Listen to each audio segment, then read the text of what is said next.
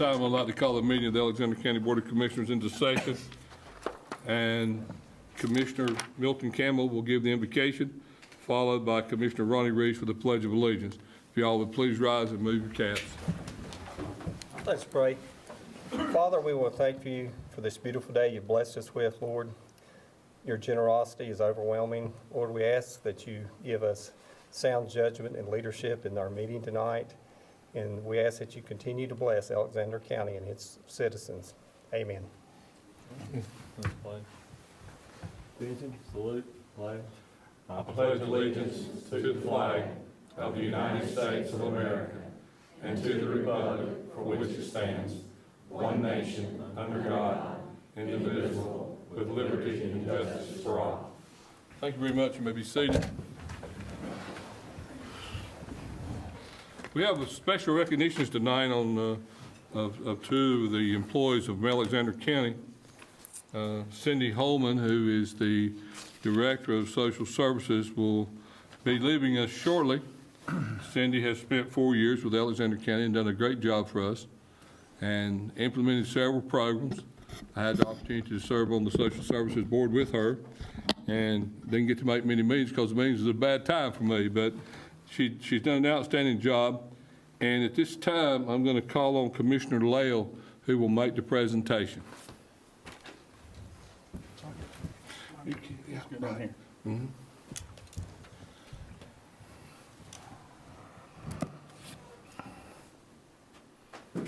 I'll just stand right here for right now. I've had the privilege of knowing Cindy for about this long. Since I've been a commissioner, I have been on the DSS board of directors. And to give you a little history, Cindy began her work in Alexander County on January 24th, 2011 as director of DSS. Since that time, she's been instrumental in helping the staff of DSS to meet the needs of the citizens of Alexander County. She's made several significant accomplishments while serving as director. Some of these include the implementation of the NCFAS system in the economic services area, acquiring an automated day sheet program which greatly reduces the amount of time required to process and the processing of day sheets, restructuring of staff for greater efficiency across the agency. There have also been many challenges in her position. She's met those challenges with the utmost professionalism. Cindy is very passionate about making a difference in the lives of the clients that we serve. Although her background is child welfare, she gives 100% to all areas of the agency. It is often said that you need a servant's heart to work for DSS.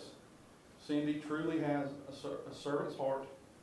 It shows in her work and her everyday life. Miss Cindy, if you would come up, please. We have a plaque. We'll take it out. And the plaque reads, the plaque reads, in appreciation of Cindy T. Hallman for 4 years of dedicated service as the Director of Alexander County Department of Social Services, presented by the Alexander County Board of Commissioners, April 13, 2015.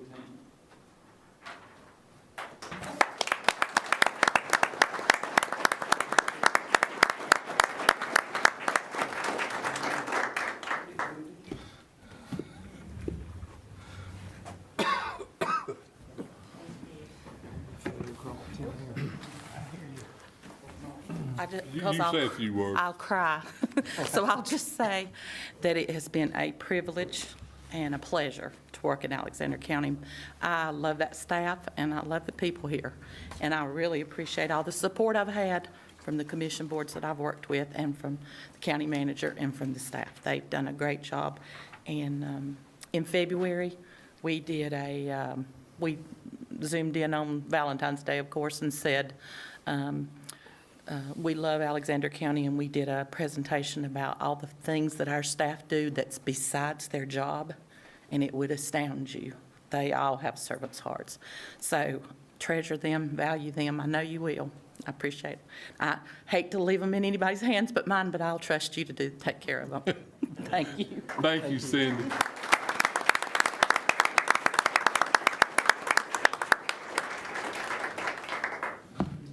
We have one other special recognition tonight. We have a lady that has been with the Alexander County EMS and has served the citizens of Alexander County for 30 years. Miss Linda Townsend, where's she at? There you are. Come on up here.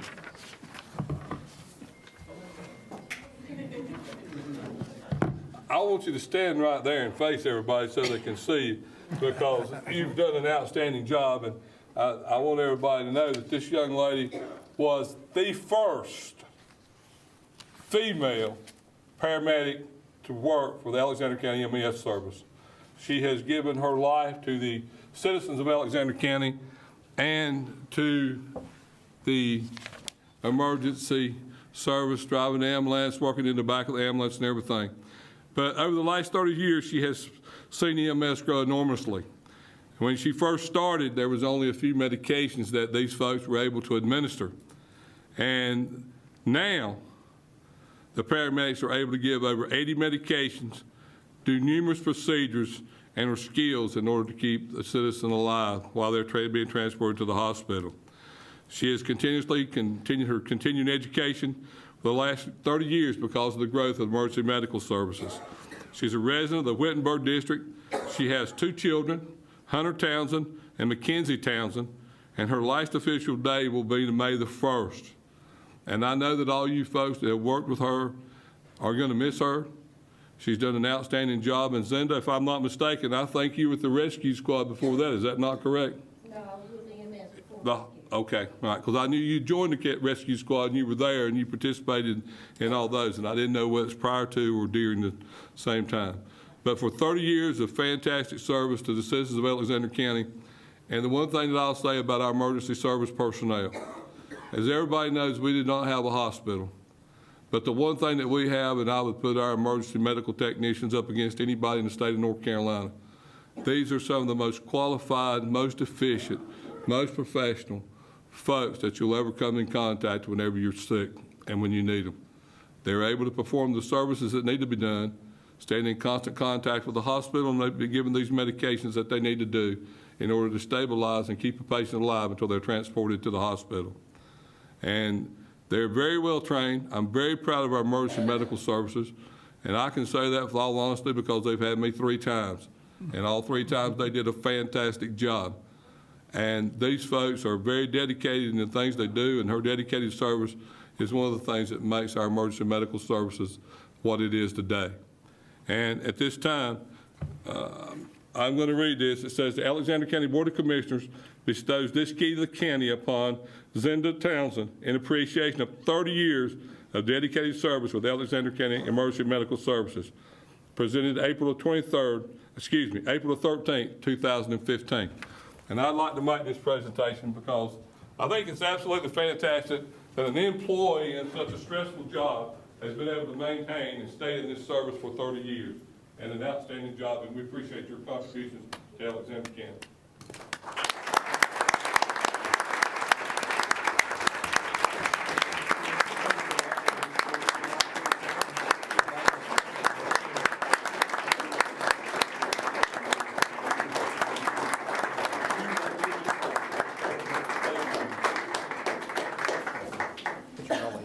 Thank you, I'll be like her and cry. Hey, Ms. Towns, if you don't mind, I don't mean to interrupt, but if you'd stand in front of the mic, everybody will be able to hear you, because the sound system in here, they can't hear you if you stand back from it. So if you'd do that, please, I'd appreciate it. Thank you. I want to thank everybody for coming. I'll be like her and cry.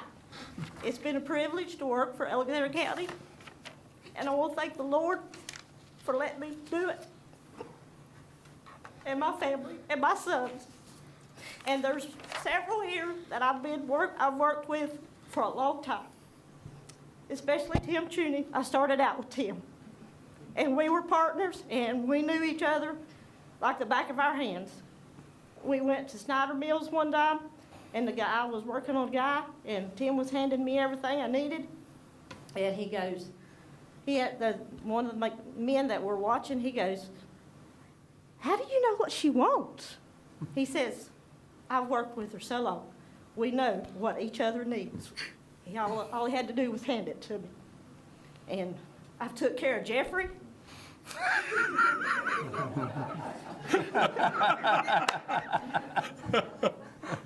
And it's just been a pleasure, and I thank you for this award.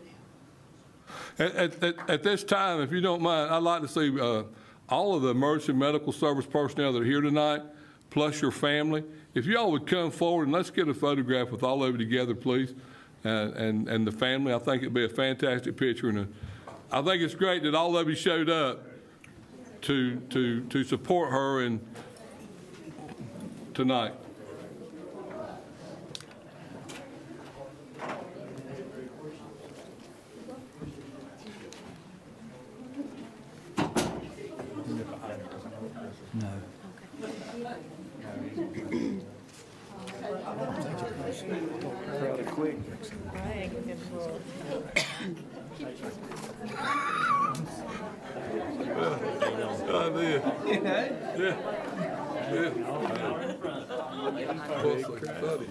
This is this guy right here, this Neil guy. I do it.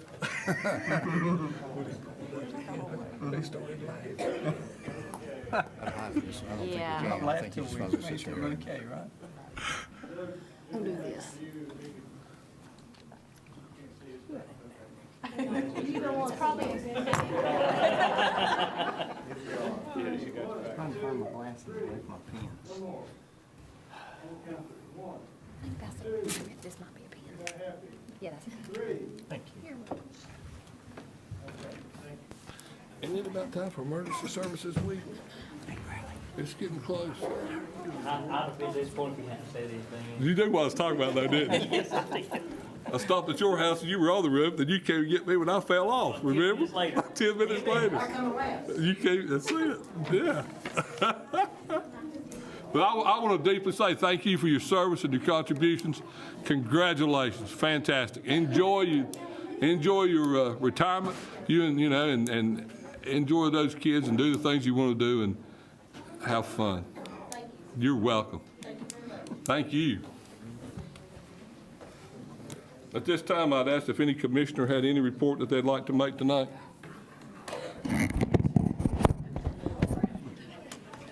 There being none, gentlemen, you have your agenda in front of you. I'd entertain your motion to approve the, excuse me. We have one budget amendment to add, What is it, sir? or 40. Budget amendment 40? 40, yes, sir. There is one, I was about to miss it, thank you. Budget amendment 40, we need to add that to the agenda tonight. So I'd ask that a motion be made to approve the agenda as is with the addition of amendment 40 being added to the agenda. Motion to approve the agenda with the addition of budget ordinance amendment number 40. Second. Motion is made and seconded. Is there any discussion? There being none, all those in favor indicate by raising your right hand. Those opposed likewise, the motion carries. Madam Clerk, do we have anyone signed up for public comment? No one has signed up for public comment, so we'll move along to item number 2, public hearing, resolution of intent to sell Alexander County Home Health Agency, Leanne Wisnett, Health Director.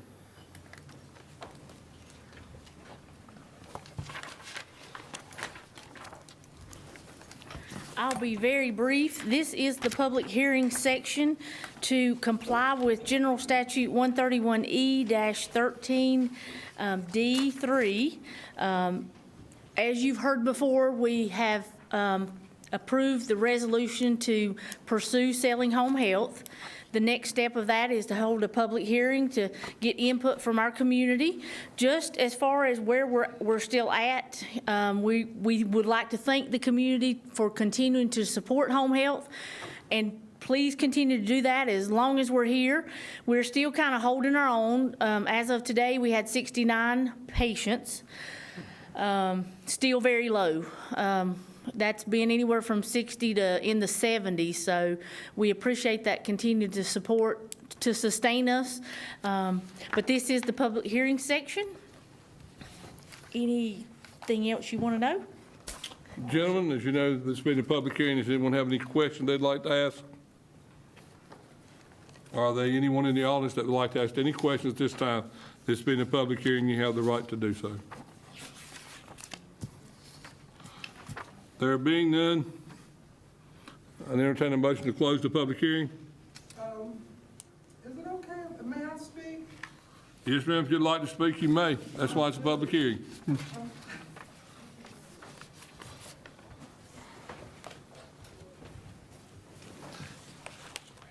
Good evening. I just, I don't want home health sold, number one. Not because I have a job there or anything, but because I've been in home health. And I worked at Iredale for like 13 years. And the only last 3 that I even know, Alexander had a home health. You weren't on any of the board discharge papers. It wasn't marketed. You don't even have a phone number. The phone number says Health Department. I talk to a lot of the patients I go see, and I just, right now, PRN. And they didn't realize it. For years, they were using, I don't like to say that word, the G word, Gentiva, because other than Iredale, that was your strongest home health. Alexander County is 4th or 5th in North Carolina for home health care needs patients. I think it can be self-supporting. I think it can be brought out from under the health department to stand on its own. I think it needs to be marketed. You've got doctors here that don't realize, because most of them don't go to the hospital, when the patients go to the hospital and come out, they're under the hospital discharge. So the hospital goes to their agency. Fry, it was Guardian. Gentiva just swaps up. Of course, Iredale's going to support Iredale Home Health, but I think that pushed out there and marketed and letting the doctors and the people know we stand here strong, I think it can be a self-supporting agency. If you don't mind, ma'am, would you please state your name? Linda Cromartie. I mean, I know who you are, but why did okay. you say that public record? I'm a registered nurse of 45-plus years of nursing, 15 of them in home health. And I know what an asset it is to have it here, and I think Alexander County could support its own, given the right boost, push, whatever it takes. But like I said, you have to support it, you have to market it, you have to bring it out from under the health department. I'll give you a little piece of advice, information. Iredale Home Health did poorly under the health department. Iredale brought it over there. First it was in the building behind the hospital, then they moved it to the Farintosh building. It's been self-supporting. I know that how, because I sit on the advisory committee there. And they, as of last year, were still self-supporting. But I just want, please, just reconsider that let's get rid of home health thing. And think about it. And then see me before you make your fun. No, I'm kidding. Thank you. Thank you, ma'am. That's one of the things that we took in consideration was you know, just to give you a little information. Of course, Leanne could probably add a little bit more to it than I can. Our home health had been doing a tremendous job as far as making money up until probably the last 2 or 3 years. And then it started going down. At one time, I would have put our health department and our home health service up against anyone's in the state. We were doing outstanding. It was making money. It was very self-sufficient. In the last 3 years, it's taken a terrible decline due to the fact that you've had so many of these home health care agencies that have formed these conglomerates. We've tried to get into the hospitals. We've tried to get in there and say, come on, please, you know, send our people here. I know that when I was in there the last time, I just absolutely had to pitch a fit to get home health care from Alexander County. And I'm like, you know, folks, I've got to have home health care. How bad is that going to look? I'm a county commissioner, and you're going to give me somebody from somewhere else to be my home health agency. Not going to happen. And it was hard to get these folks to understand that way it needed to be. And stressing the fact that that's one of the things that's caused us a problem. Not housing our health department here, not a health department, not having a hospital here. And then on top of that, not having doctors who are from the county that would recommend that their patients go see Alexander County Home Health. It's caused us a serious problem.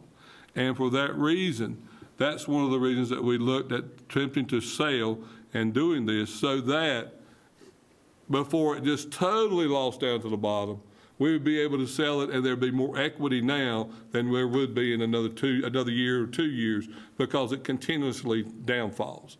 So that's where we're at this particular time. Is it something that I really want to see happen? Absolutely not. But for the good of the county, for the benefit of the economics of the situation, it's better for us to attempt to sell now than it is for us to wait. And that's where we're at with it. I wish there was more that we could do. I think they've done a lot of trying to promote home health to try to get folks to step in and accept the service, but it's been extremely difficult. And it's hard for us to get into the hospitals to promote ourselves, because the other ones do the same thing. We have hospitals in this area that are large, and they're not even promoting their own home health care system. They're using someone else. So it's the changing of the times, and that's where we're at, and that's the best explanation I could give. And if other commissioners want to jump in, they're free to do so, or Leanne, if you need to speak up, I'd appreciate it also. But that's where we're at this time. Is there anyone else that would like to say anything at this time? Well, I'd say add one more point to that. Another thing is that, and Leanne touched on this last time, Leanne Wisdom. She said that home health care is there to serve a need where private business didn't offer those services. But those services are offered through the private sector. And is it in the best interest of this county to put its resources towards competing in the private sector? And I honestly believe no. So, Is there anyone else? There also wasn't about the certificate of need. There's a moratorium on them presently, Right. which is certainly, if you have a certificate of need issued, to transfer it has value. And if that moratorium were lifted and they were to offer opportunities for other people to apply for them, then I think you could see some reduction of value possibly. I mean, I know that was one of the things. Right. That's a very, very good point. If there's nothing else, I'd entertain a motion to close the public hearing. move to close the public hearing? There's a motion, is there a second? Second. All those in favor, is there any further discussion?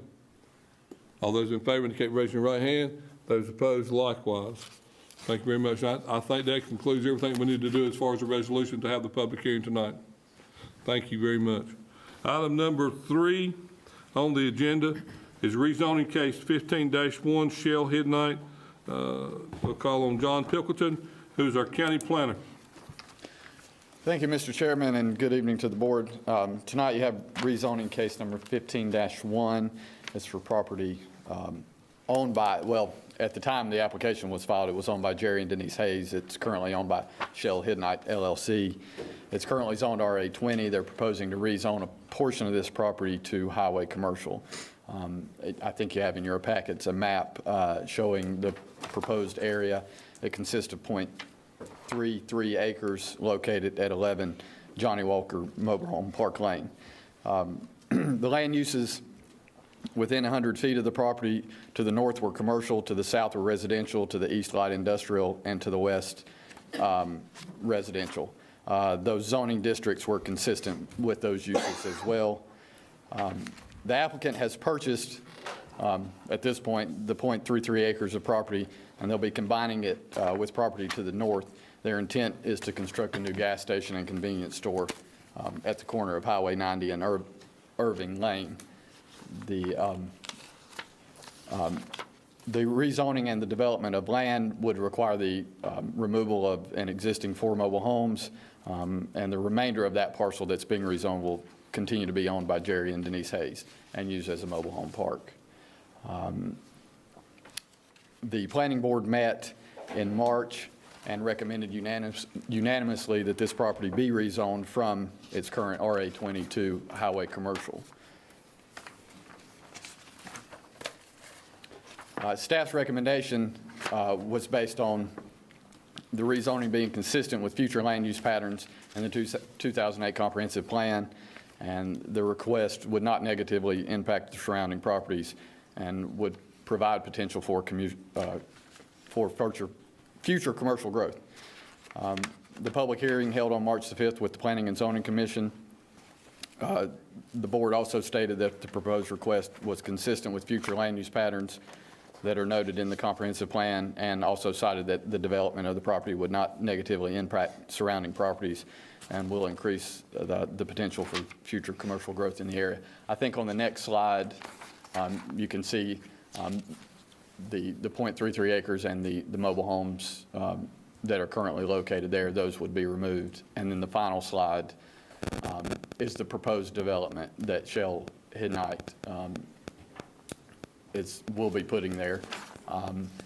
The portion that they're rezoning encompasses the south driveway that actually will come around. There is potential for a restaurant-type facility within the building. I don't think they have any actual set tenant for that yet, but the main use will be the gas station. And they'll use the biggest part of that property for a buffer between the mobile home park and the convenience store. And they'll be planning, as noted on the site plan, a vegetative buffer, as well as I believe a 6-foot-high fence on their property as well. With the rezoning request, the board, if approved, would need to, or even if denied, would need to cite the reasons whether or not it is or is inconsistent with the land development plan and any other impacts that it might have that staff has noted, as well as the planning board has noted as well. So if you have any questions. Did you receive any letters of negativity? I had one phone call, and that was for the planning, prior to the planning board meeting, and they were fine with the rezoning. So I had no negative comments and no letters. And just for general principles, this is where the existing service station is at this time, is that correct? That's correct. Right. Just But wanted this to will be make a sure. completely new site, and they'll be Tear tearing down down. what's there Yes, now. they'll be tearing down the existing site. Is there a sidewalk on the site plan? There is not one shown on the site plan. I did speak with the developer, and they have agreed to put one there. They're not required to have one, but just to be good neighbors and something that, as far as commercial developments, adding sidewalks just from an aesthetic standpoint and starting sidewalks somewhere, they agreed that they would put one in. Good. Any questions? No, it looks very nice.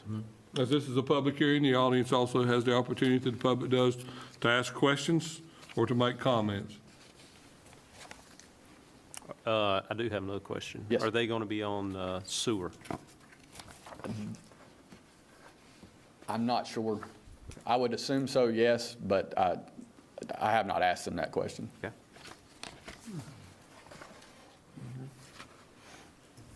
Any other questions? Excuse me. Out of curiosity, If you don't mind, if you'd come up and speak at the mic, please, and state your name, please. Well, I just have a simple I question. know, I understand, sir. Name's Larry Riddle. I absolutely cannot tell by that sitting back there where anything is on that map. So could somebody point out where 90 is? Okay, if you go. Can if you point it out on there? Can I point it out? He's taller than I am. Okay? And where's your station at? So how does it have an on-site to 90? Has to have a what? I thought you were building it so it had an outlet on to 90, but that's not the case. Yeah, oh, yeah. It already has an outlet to NC 90 now. It does? Yes, sir, it does. The entire front of the facility, I can't reach it, but anyway, the entire front of the facility is open to NC 90 at this Goes to time. 90, okay. Yes, sir, it runs from about 75 feet east of the intersection, where the mobile homes are, about 75 feet east from there, for probably 130 30 feet on down that's completely open to the entrance there. I just, sitting back here, I mean, absolutely was Right. gobbledygook. That's where it is, and it's down there, and the property itself, if you go 90 east, and you come up to the traffic light in Midnight, after you pass the traffic light, it will be approximately 150 yards on the right. Could I offer you one other suggestion? Yes, sir. Whenever you do one of these, you need a pointer. Thank you. Thank you, sir. Well, it would help somebody short like me for sure. taller chair. Or a taller chair. That's exactly right. Thank you very much, sir. Does anyone else have anything to say at this time? Gentlemen, I entertain a motion to close the public hearing. Move to close the public hearing? Second. Motion is made and seconded. Is there any further discussion? I would just like to say, I think this will definitely be a positive for the Midnight community. I would assume it would employ some people too, so that's a good thing. That's always a good thing. Absolutely. All those in favor of the closing of the public hearing indicate by raising your right hand. Those opposed likewise, the motion carries. Gentlemen, what's your pleasure? Mr. Chairman, I move to approve rezoning case 15-1 for Shell Midnight LLC. Second. You need to state your reason, please. Oh, I'm sorry, yes. I apologize. It's been a while. Yes. It's been a while since we've had one of these. Yeah. Because it is, meets the Alexander Comprehensive Plan for the future proposed use in that area, labeled as commercial. The staff recommended approval of the request due to it's consistent with the land use patterns in the county's 2008 comprehensive plan, and the request will not negatively impact surrounding properties and will provide the potential for future commercial growth. Also, the Planning and Zoning Commission unanimously recommended this at their last meeting. Is there a second? Second. Okay, there's a motion and a second. Is there any further discussion? There being none, all those in favor indicate by raising your right hand. Those opposed likewise, the motion carries. Thank you very much, sir. Thank you. So don't move. Yes. Number 4 is a public hearing, minimum housing and nuisance ordinance. Mr. John Pickerton with the county planner. Thank you again, Mr. Chairman. Tonight you have a public hearing scheduled.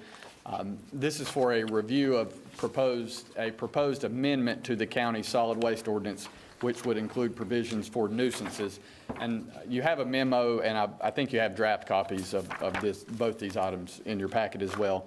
I'll just review the nuisance portion first, since it's a little bit shorter. These provisions will be added as Chapter 50.07 to the solid waste ordinance. They'll allow the ability to enforce issues such as overgrown lots and I say overgrown lots with grass, weeds, that are over an acre or less in size, where there's also accumulated rubbish or debris on the property. And it will also provide abatement procedures for properties that fail to comply with the requirements. This has been something we've been working on for, really, I guess, since I started as the county planner a couple months ago, adding something to the solid waste ordinance to deal with nuisance lots that didn't fall under the guidelines of having junk or actual solid waste on the property. So there will be a little more teeth in the solid waste ordinance if this is adopted. If you have any questions about that, and I know it's for review right now, but if you had any questions you want me to answer, anything you would like for me to look at prior to the next meeting, I'll entertain that now before I go to the minimum housing. Can I make a comment? Yes, sir. I think this is overdue, and I'm glad to see you put a little more meat, a little more teeth into this, because what people don't realize is how it affects the adjoining property owners if you do have a situation that's kind of, for better use of words, not being kept. It has a residual effect up and down the street, so I'm glad to see this. I would also say, as I look at this, the main problem that's trying to be remedied, is health. Overgrown lots are good hiding places for animals. They're good hiding places for insects. They're good, they're good places for, they're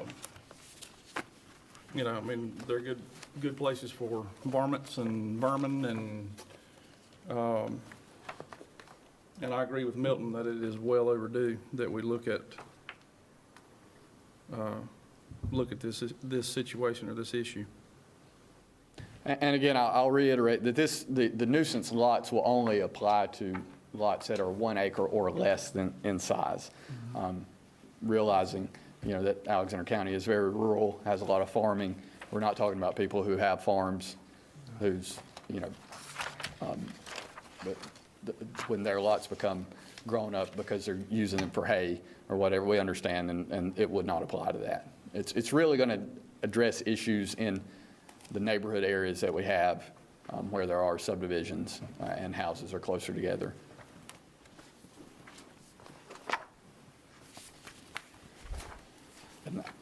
And I'll touch on the minimum housing. The minimum housing ordinance will actually be a separate ordinance. This is a standard ordinance that's used in most cities and counties in North Carolina to deal with dilapidated and residential structures unfit for human habitation. The minimum housing ordinance provides minimum living standards for residential structures and addresses remedies and penalties for structures in violation of these rules.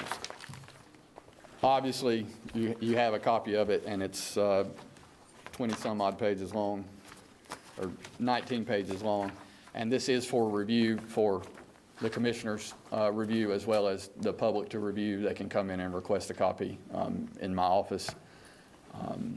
And staff is requesting that you continue this public hearing until the May meeting and not take any action on either of these proposed amendments tonight. Mr. Pilkington, I know that you said your office. Would you like to tell where your office and how they can get these so that people understand where it's at so they can pick up a copy, please? My office is located in the basement of the county administration building. I'm not there full-time office hours. I'm there Monday afternoons from 1:30 until 5, Tuesdays all day, Wednesdays from 8:30 until 12. Thursdays, I'm in the county all day. I work for the county in the morning from 8:30 to 12, and then from 1 to 5 at the town of Taylorsville. And then I'm also in the office on Friday mornings from 8:30 until 12. So you can stop by at any of those times. And if you happen to call me and you're not able to come by, I can leave a copy at the finance office or even upstairs at the county office at the secretary, so you could pick up a copy there. And Mr. Pilkington, if you don't mind also, we could leave some copies with Jamie at Yes. our clerk, our clerk at the county office. That way folks can come by there and pick up them also. Right. If you don't mind. I think this is good. I have to agree with Commissioner Campbell, and I'm sure the rest of the commissioners. This is good, but the thing that we also need to remember that once if we decide to implement this program and go with it, just because we've got it down on paper, we also need to remember that we need to have the enforcement person there to make sure that this thing is enforced so that it does live up to what we're expecting it to do and to bring better quality of life to the citizens of this county. And that's all that I want to say. Mr. French? Mr. Chairman and Board, one thing that we have discussed and you'll see in your budget is that this will require a new position that I work in conjunction with inspections, a code enforcement position to enforce this. So just want to point that out. Absolutely. Very good. Is there anyone from the audience that would like to speak at this time? Or does anyone else, the commissioners have any further questions? Well, I've just got a couple, and I'm not going to question Mr. Pilkington right now, but I've got a few things here that I have some, concern, a small amount of concern about, so nothing major, but just want to make sure that the wording is correct so that we don't get into issues later on. And I will say, and I don't know if Larissa is here, I don't see her. She's in the back. Oh, there she is, sorry. She has reviewed it as well, and we've been working together to make sure. We tried to make sure we've got all our bases covered, but I'm sure we probably have missed a few things. All right, we're not going to vote on it tonight No, sir, we will anyway, not so- vote on it until after the May meeting when we have a second public hearing to give the citizens of the county an opportunity to come and speak. This time, then I'd entertain a motion to close the public hearing. Actually, continue the public. Continue. Yes. Excuse me. Thank you for the correction. That is exactly right. This public hearing will be continued until May, and I'd entertain a motion to do so. I move to continue this public hearing until May. Is there a second? Second. Motion's made, second. Any discussion? All those in favor indicate by raising your right hand. Those opposed likewise, the motion carries. Thank you. Thank you. Appreciate it. Gentlemen, we're going to skip over item number 6 at this, number 5 at this time. The reason for that being we're waiting on a guest who's been held up at work. So at this time, I am going to go to item number 6, the resolution supporting the display of the national motto, "In God We Trust," in and on Alexander County government facilities. Vice Chairman Mayberry will be making the presentation.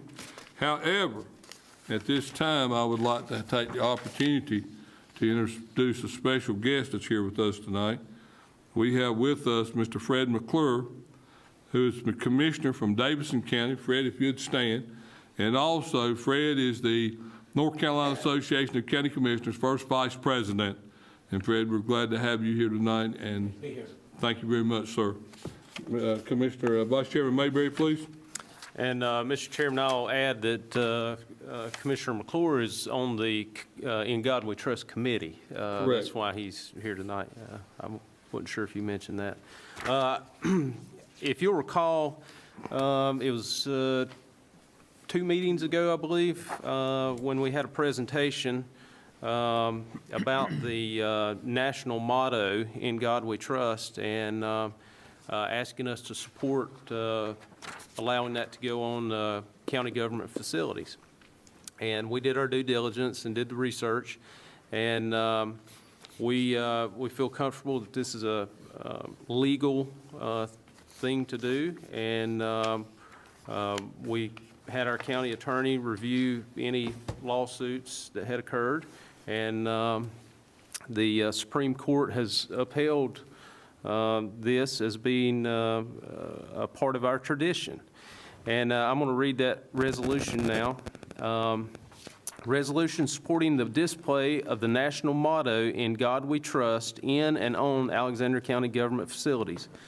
Whereas "In God We Trust" became the national motto of the United States on July 30, 1956, shortly after our nation led the world through the trauma of World War II, and whereas the words have been used on U.S. currency since 1864, and whereas the same inspiring slogan is engraved above the entrance to the Senate chamber, as well as above the Speaker's dais in the House of Representatives, and whereas in both war and peace, these words have been a profound source of strength and guidance to many generations of Americans. And whereas Alexander County desires to display this patriotic motto as a way to solemnize public occasions and express confidence in our society. Now, therefore, be it resolved that the Alexander County Board of Commissioners does hereby authorize the display of the U.S. motto, "In God We Trust," in and on Alexander County government facilities, as chosen solely by the county commissioners, to include all decisions related to the motto locations, as well as size, finish, and appearance of lettering. Be it further resolved that funds raised from private donations shall pay for any construction and installation costs of said national motto signage, and no county tax dollars shall be used. Approved this 13th day of April 2015. Larry G. Yoder, Chairman.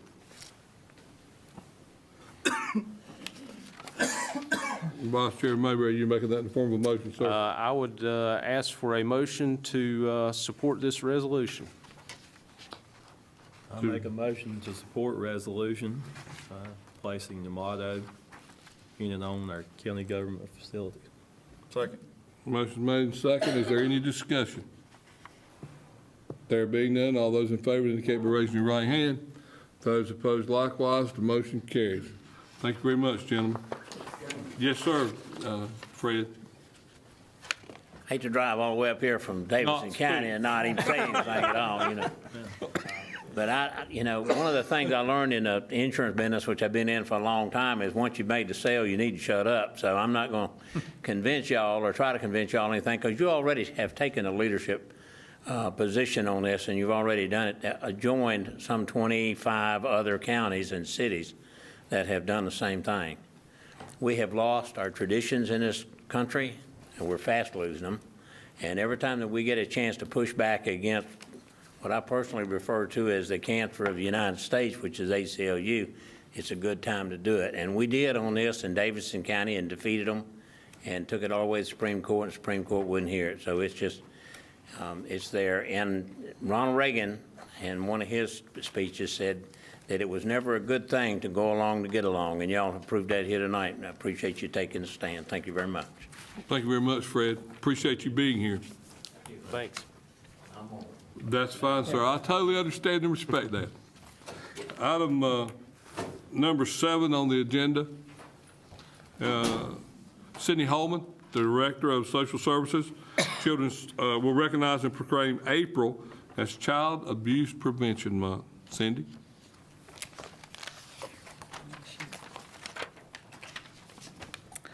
I have some prizes for you. I know you saw Vanna White run in from the back. I had left them at the office. I'm going to pass these down, like for each of you to take. Okay.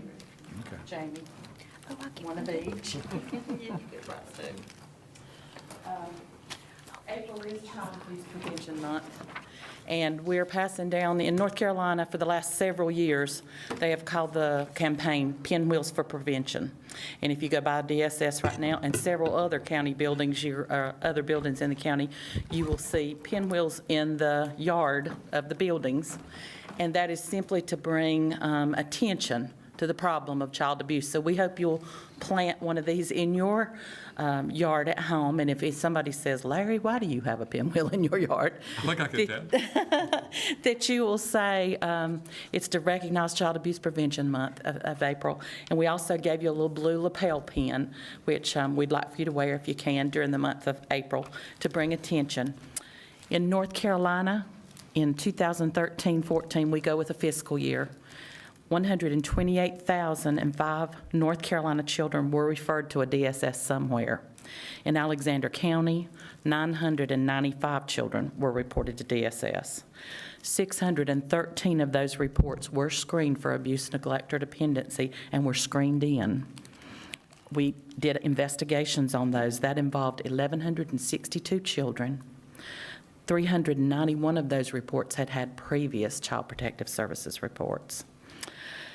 57 was the average number of foster children that we had in care during the fiscal year 2013-14.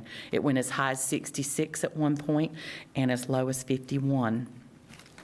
8 children were legally freed for adoption. 10 children actually were adopted and finalized. We started the year of 2013-14 with 20 foster homes. We ended the year with 31 foster homes, so we're doing a really good job in this county. And if you think about having 57 children in custody, 31 foster homes, we're getting close to 2/3 of our children being able to be placed in our own foster homes, which is a great place for the county to be. And many of our children are placed with relatives in kinship care placements.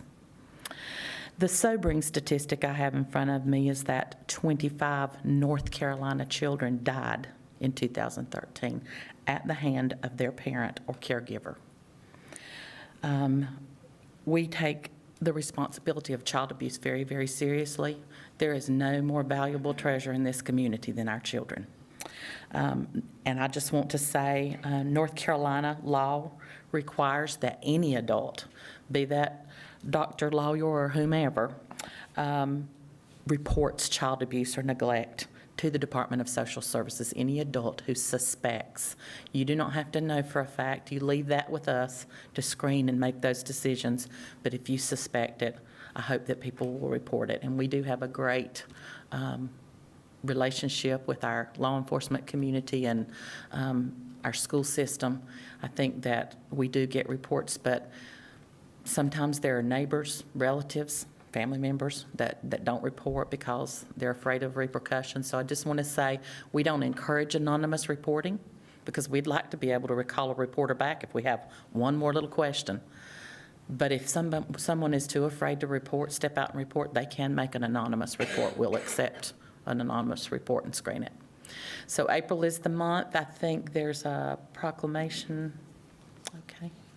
Yes. Would you like for me to read it? That'd be great. Okay. All right. Child Abuse Prevention Month 2015, a proclamation.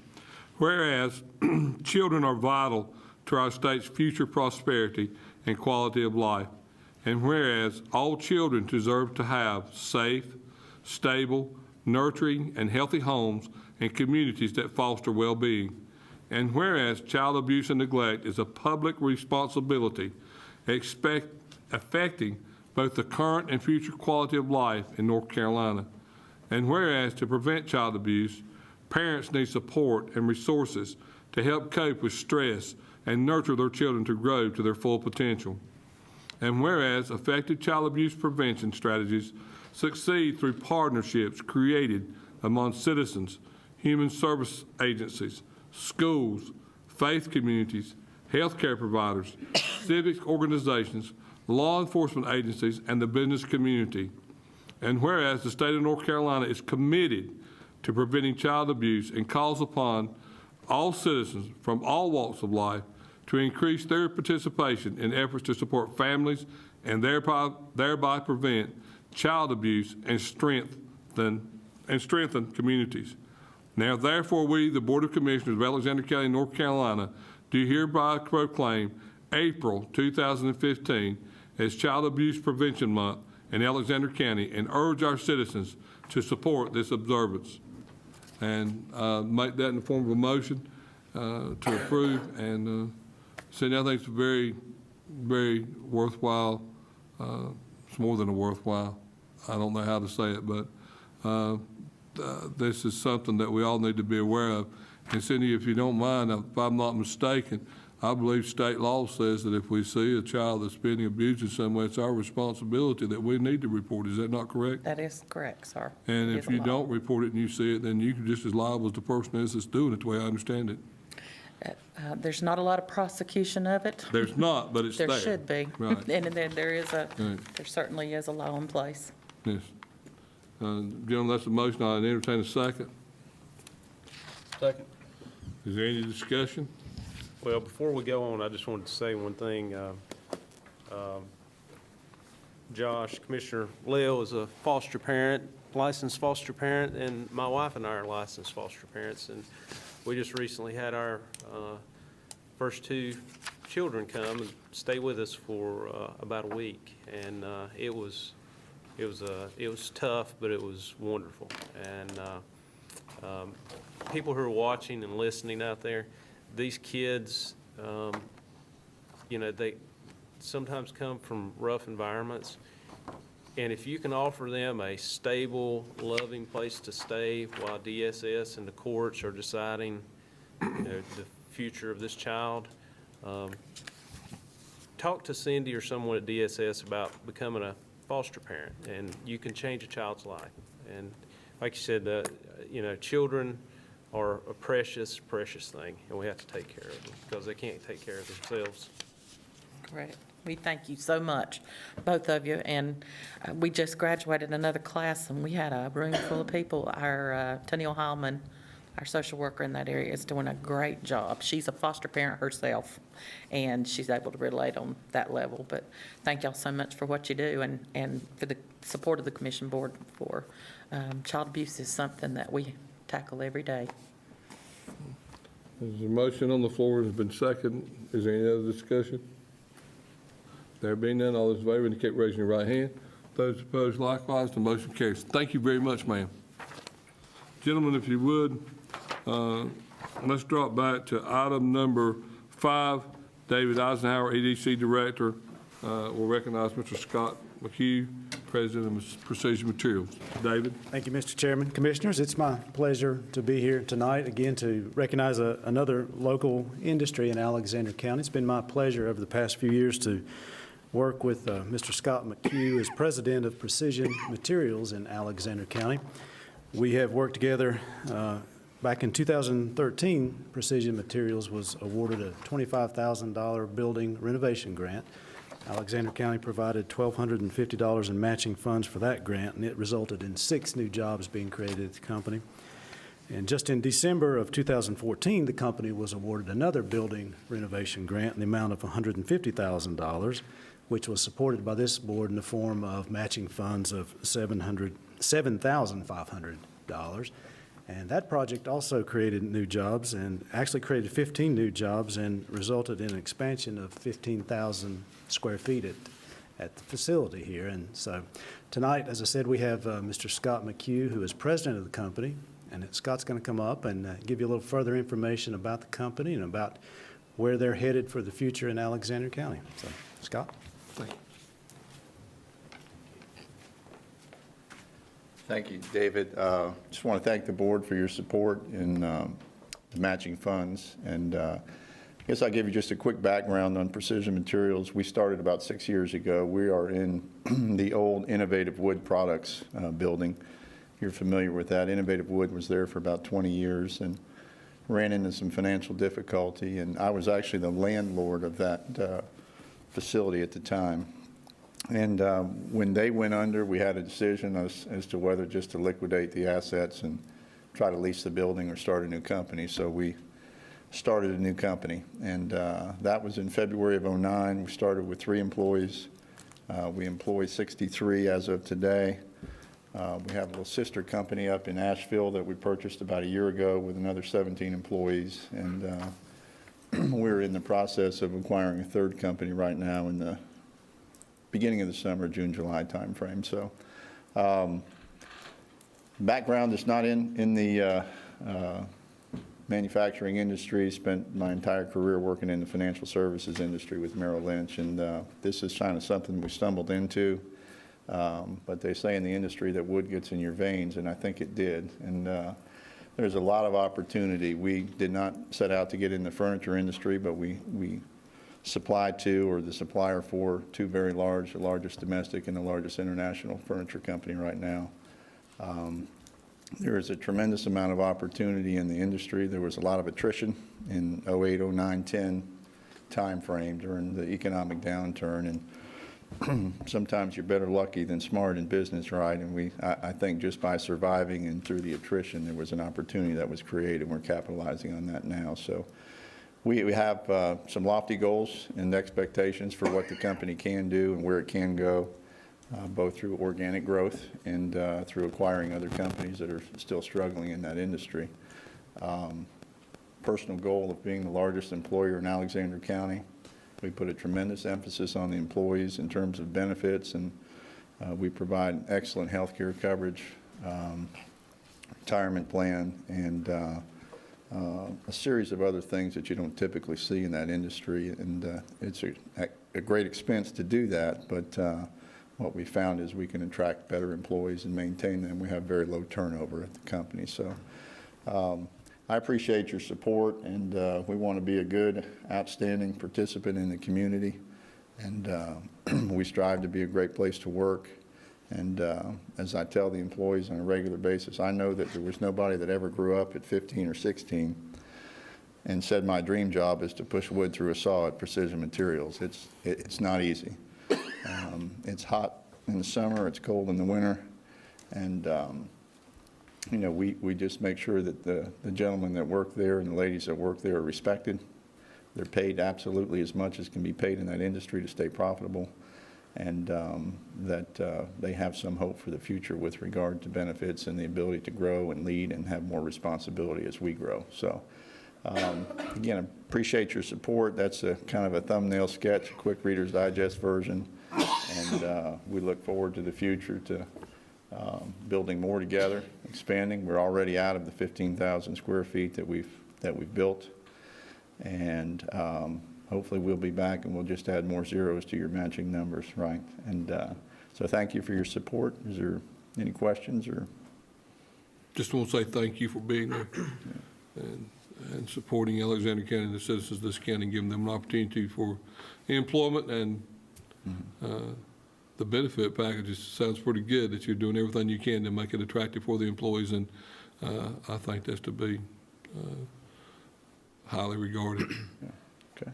Well, thank you very much. for your Thank you. support. I think it's interesting, I believe Henry Ford did the same thing, was he doubled the prevailing wage at the time and got the most qualified employees whenever he started his car company, Ford Motor Company, so.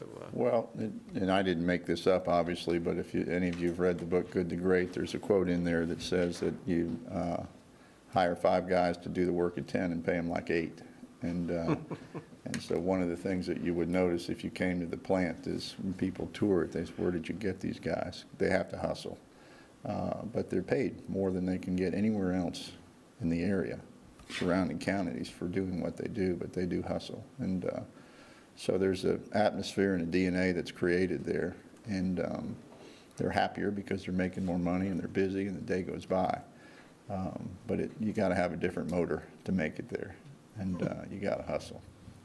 So, okay, thank you very much for having me here. Appreciate it. Thank you, sir. Thank you. Item number 8 on the agenda, Little Free Library Day and Library Appreciation Week proclamation.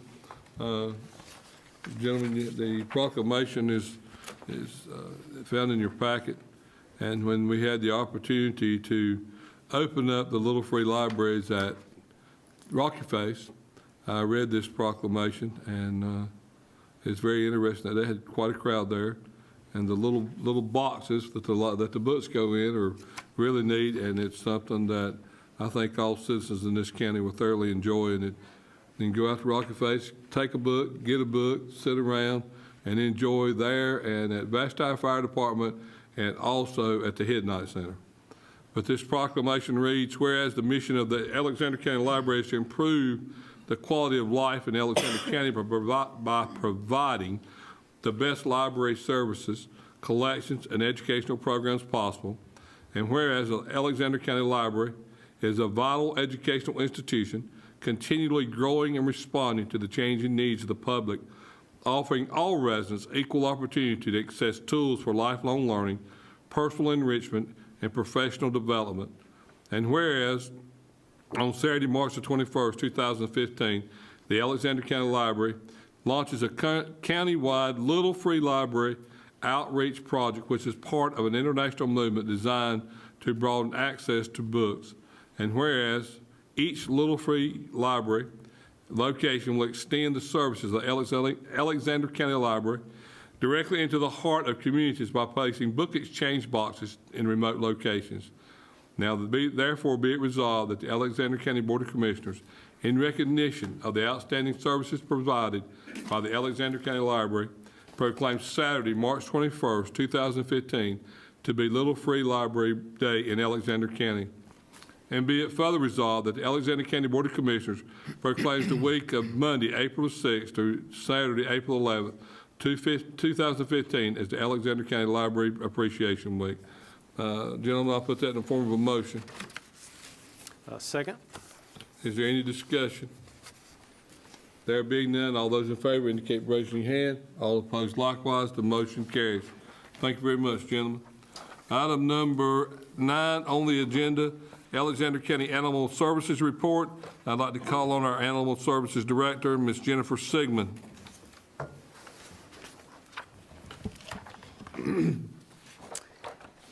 Thank you, Commissioners, for having me here tonight to kind of update you on what our department is doing.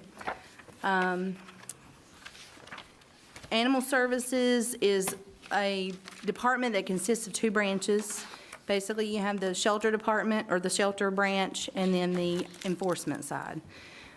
We have, you can see, not many staff members, so they all work their tails off to accomplish what we accomplish.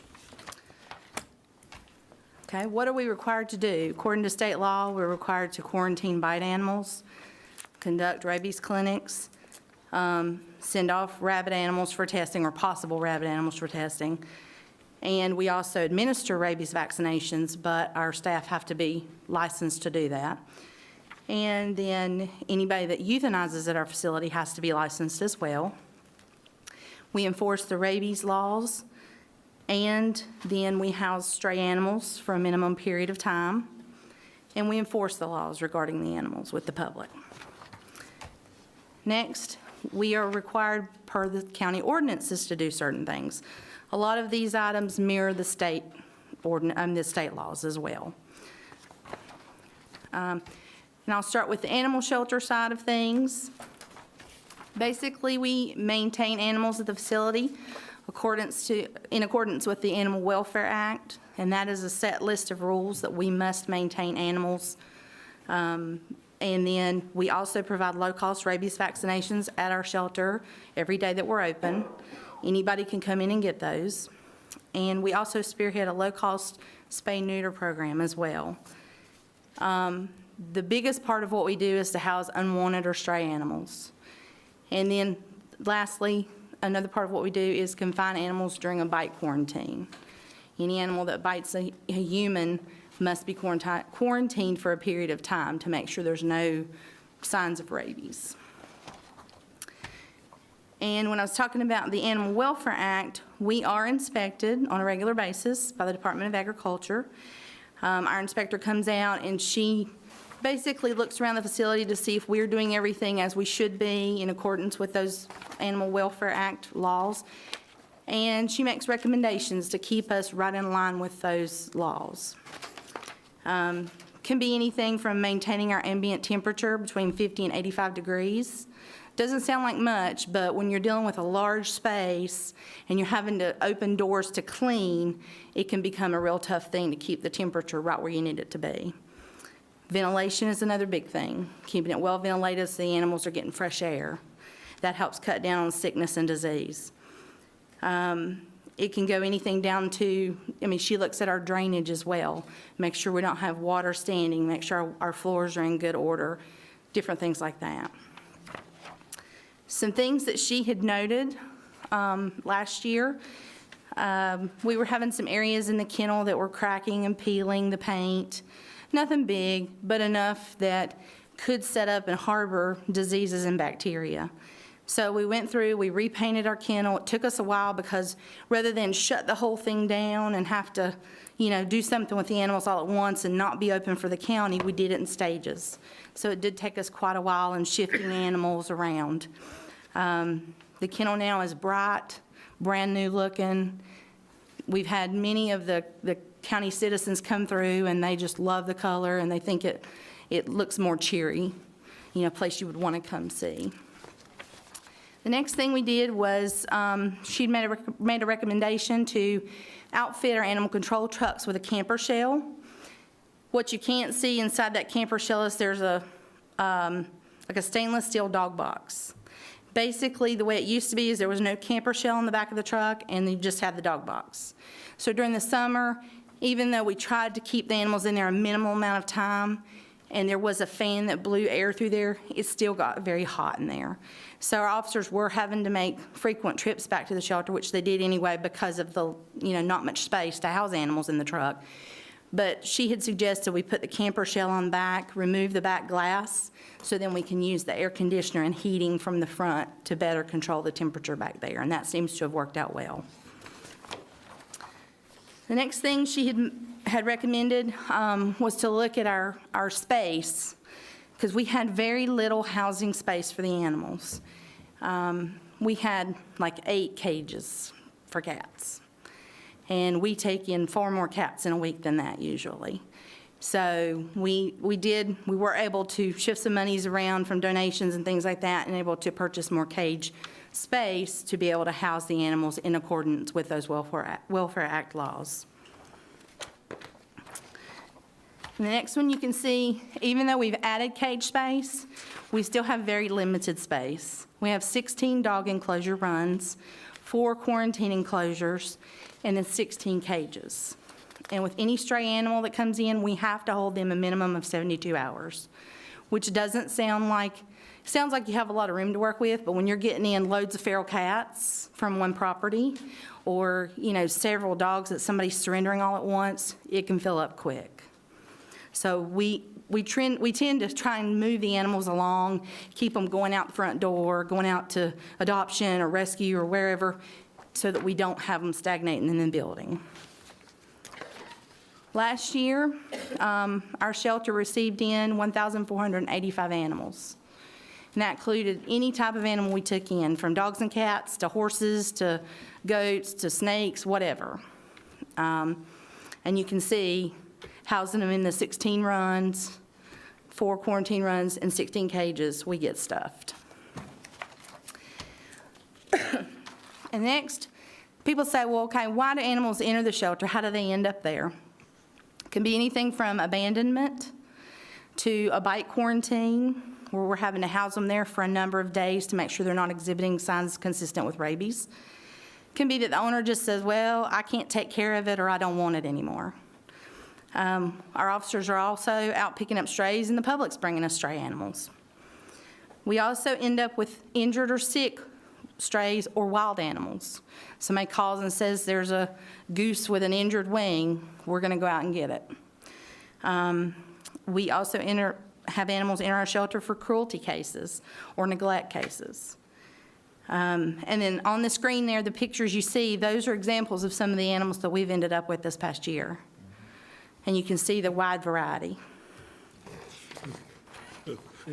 That's all I say is a snake. Yeah, he was a stray. Somebody, the cable man called. No, that's Yeah. exactly right. Yep. Okay, so now that we have them, what do we do with them?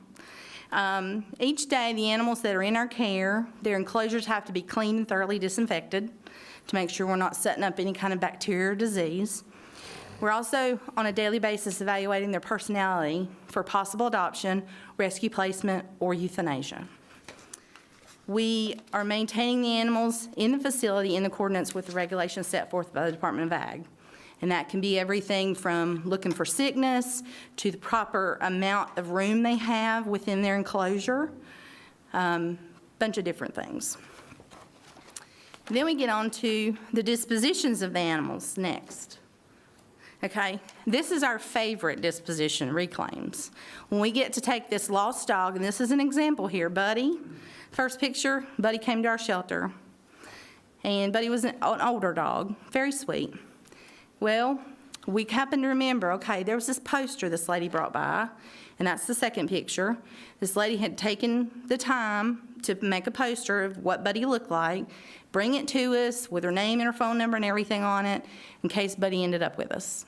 Sure enough, when Buddy came through the door, we were like, that dog looks familiar. So we were able to go and call her, and she came immediately and picked Buddy up. So happy person, happy dog. They got to go back home together. And that's what we strive for. Last year, we were able to do 73 return to owners. Our biggest hindrance there is people don't put tags on their animals. If everybody would put a collar and a tag with their phone numbers, or even just their rabies tags on their collars, we can a lot of times track the animals by their rabies tags.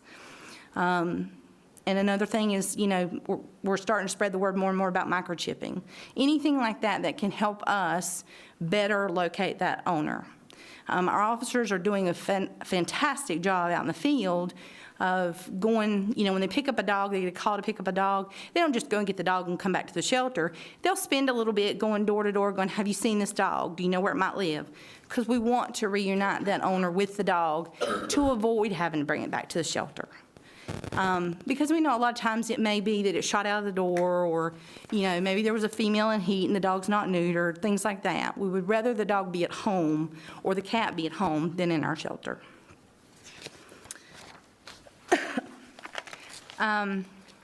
Then if we don't get to do a return to owner and the dog has a pleasant personality or the cat has a pleasant personality or whatever animal it may be, we try our best to adopt them out. Last year, in order to kind of get the word out more about, the shelter having friendly animals up for adoption and, think about the shelter, don't just go to a breeder and buy, we started doing off-site adoptions on the weekends at PetSmart and Tractor Supply to try and get the word out there more that that we have really nice animals for adoption. And we went and looked at the statistics. It was really weird because in 2013 and 2014, we adopted out 88 animals each year. It just happened to fall like that. But that's 88 homes we found each year. The next slide is if we can't find an adoptive home, then we do seek out rescue placement for the animals to avoid having to just euthanize. This area is so saturated with dogs and cats because most families have already 3 and 4 and can't take another one. So we try our best to adopt out what we can, and if we can't, we seek rescue groups. We work with a lot of rescue groups, some in North Carolina and a lot up north. Seems to be up north there's not a lot of strays because I think some of them get called off because of the winters. Plus they have a little bit tougher laws overall up there. So we do look at rescue placement. You can see last year we jumped our rescue placement from 549 the year before to 814.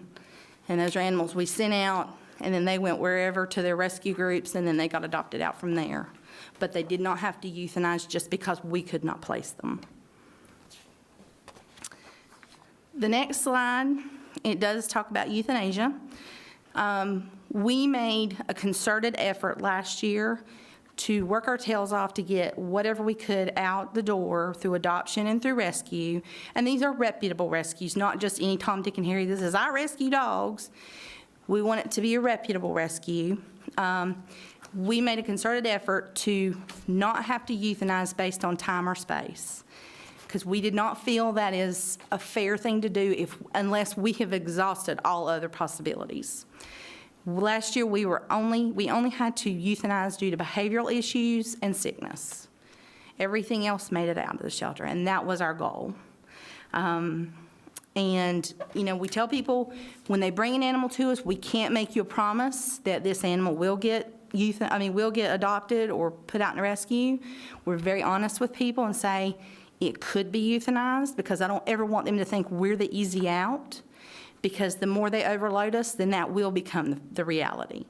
If they can take the time to try and find homes themselves or spay and neuter, things like that, then it takes the burden off the shelter and we can move what actually needs to come to us. So we do ask people to use us as their last resort. But you can see our euthanasia in 2013 was a little over 1,000 animals. Last year, we dropped that down to 466.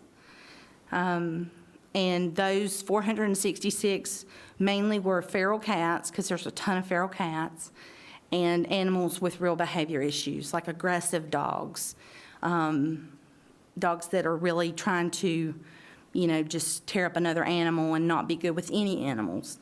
So we have to, when we get an animal in, look at how safe do we think this animal is out in the public too, and we weigh that out too. And then another part of what we've been doing this past year is we started doing some off-site rabies clinics. We've started going out into the public. We chose 3 schools to start with, out away from the shelter, kind of out further in the county, to make it more accessible for the public to come to bring their animals to get them rabies vaccinated, and to also spread the word that, there are cheap rabies vaccinations out there, and you should be vaccinating your animal, your dog and cat and ferret, for rabies. Not just saying, oh, I can't go, the vet costs too much. There are cheap alternatives, and they all should be vaccinated. So that was a huge success, but I think it's going to grow more this year. We've had a lot more interest already, and we have our first one of this season this Saturday coming up at Sugarloaf Elementary. Another part of what we've been doing is we are still involved with the low-cost spay-neuter program. It's where an owner can buy a voucher for $80 for dog, cat, male or female.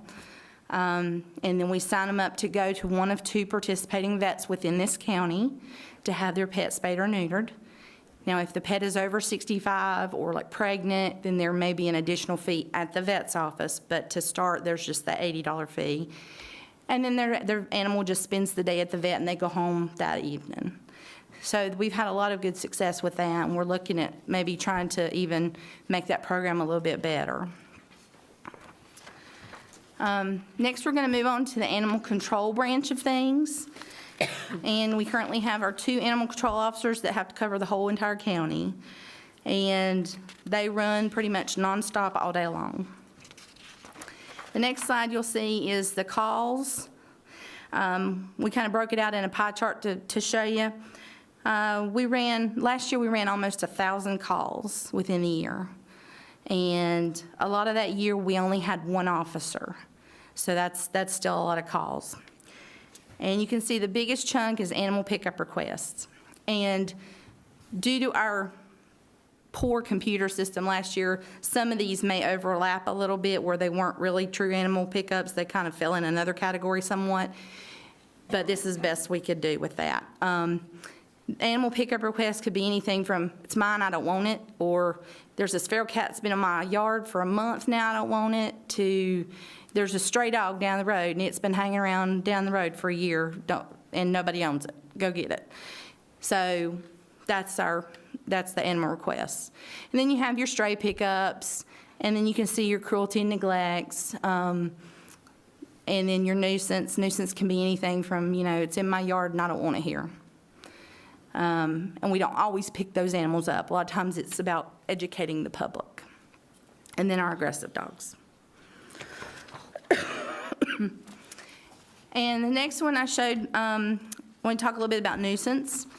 Our nuisance calls basically are when somebody calls and says, well, the neighbor's dog's coming over here peeing on my rose bush, or the cats are getting on my car, different things like that. It's an owned animal that is creating a nuisance to somebody. And a lot of people still don't understand, even though this is a very rural county, most of it, and there's a lot of farmland and people owning multiple acres, they don't understand that my animal can't run loose off of my property. If you have 80 acres and your animal runs loose on your 80 acres, we ain't got a problem, one. But the minute it comes off onto that 81st acre, if the owner doesn't want it there and they're calling us, then we have a problem. So it's a lot on trying to educate the public on there's not a leash law per se, but there is that nuisance ordinance that states your animal can't be a nuisance to somebody else. And a lot of time it boils down to just education, or if it keeps happening, then sometimes we do have to move on to citations and things like that. This is an example here, this dog Fluffy. Our officers went out, called out because he was being a nuisance to some people and like chasing dogs and just being a real pain. The owner said, I can't keep him up, just take him. So she signed him over. We had him up for adoption for a little bit because he is a nice dog. Nobody adopted him, so we sent him out to a rescue, and now he's with that lovely family. So a lot of times it's, it may be situational too. The next is, a big part of what they do is cruelty and neglect cases and investigations. This is Achilles. Pictures on the left are when Achilles was chained up. He was being fed, but he was being fed poorly. And so we went out and got him. They signed him over. And we, instead of us trying to take on the burden of care for this animal and not knowing and trying to sink money into him as far as vet care, I reached out to a rescue and said, can you take him? They took him that day. They took him to the vet, found out he was just loaded with intestinal parasites. That was simple. So they got him better, and then they adopted him out. Next case is, we deal with a lot of abandonments. People move off and they'll leave cats behind, or they'll leave dogs tied up. This is Terry. Terry was tied up when his people moved off. He was being fed, but being fed very poorly. When our officer rolled up, he had tortilla chips in his food bowl, and that was it. We got Terry, brought him to the shelter, and he was overall healthy, so we posted him on the internet for adoption then. And then his mom drove down. She saw it on the internet, and she drove down from Ohio to adopt him. So now he's in a wonderful home.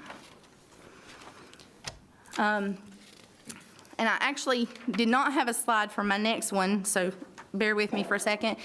A lot of what we go out on too are aggressive dogs and potentially dangerous. Aggressive might mean, oh, there's this dog that growled at me. 9 times out of 10, we get out there, the dog comes waddling up to the officer wagon. You know, it's not always aggressive, but we do respond because we never know. You know, and then if we can find an owner, educate them, get them to put their dog up, or whatever the case may be, we do that. If it's in best interest that we take the dog with us, we do that as well. Potentially dangerous is the act of somebody's dog coming off their property, going to somebody else's and killing their livestock, or their chickens, or their dog, or their cat. We have had quite a few of those. I wouldn't say a bunch, but quite a few. And we have, you know, kind of cracked down on that more and more than it has been in the past, and gotten dogs out of that situation where they're not able to do that anymore, and gotten it resolved for the pet owners who may have had an animal that was victim. So we're able to resolve a lot of that. This slide here about animal bites and potential rabies exposure, we get called out on a lot of animal bites. And that's not my dog attacked your dog, that's an animal bite to a human. Can be anything from somebody's own dog or cat bit them, to a stray that bit them, or to the neighbor's dog that bit them, or neighbor's cat that bit them. Our officers have to go out and investigate. A lot of times the animal, depending upon the situation, may be able to be quarantined at another facility or at home on rare circumstances, but usually is quarantined at our shelter for a minimum of 10 days to watch for any potential signs of rabies. And that is a public health standpoint that we have to do that, and that is North Carolina state law. So we house them to make sure they're not showing any significant signs consistent with rabies. After the end of the quarantine, then they can go home. And then potential rabies exposure, that is where, you know, somebody has an animal that lives outside, dog, cat, whatever, and gets a fight with a raccoon, or, you know, a bat. They found it playing with a bat. Then that means that that animal was potentially exposed to an animal that can be a known carrier of rabies. At that point, we try and collect the animal, the wildlife animal like the raccoon or the bat, send them off for testing. If we can ascertain that they're negative, the animal can be vaccinated, the pet animal can be vaccinated and go home.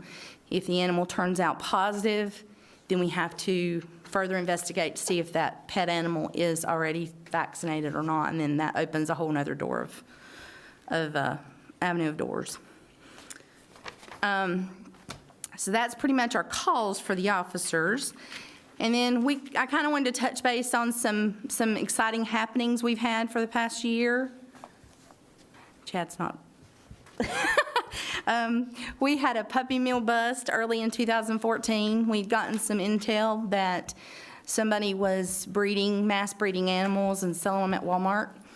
And we were able to go out and find animals in some pretty bad circumstances, and we were able to get them out of those circumstances.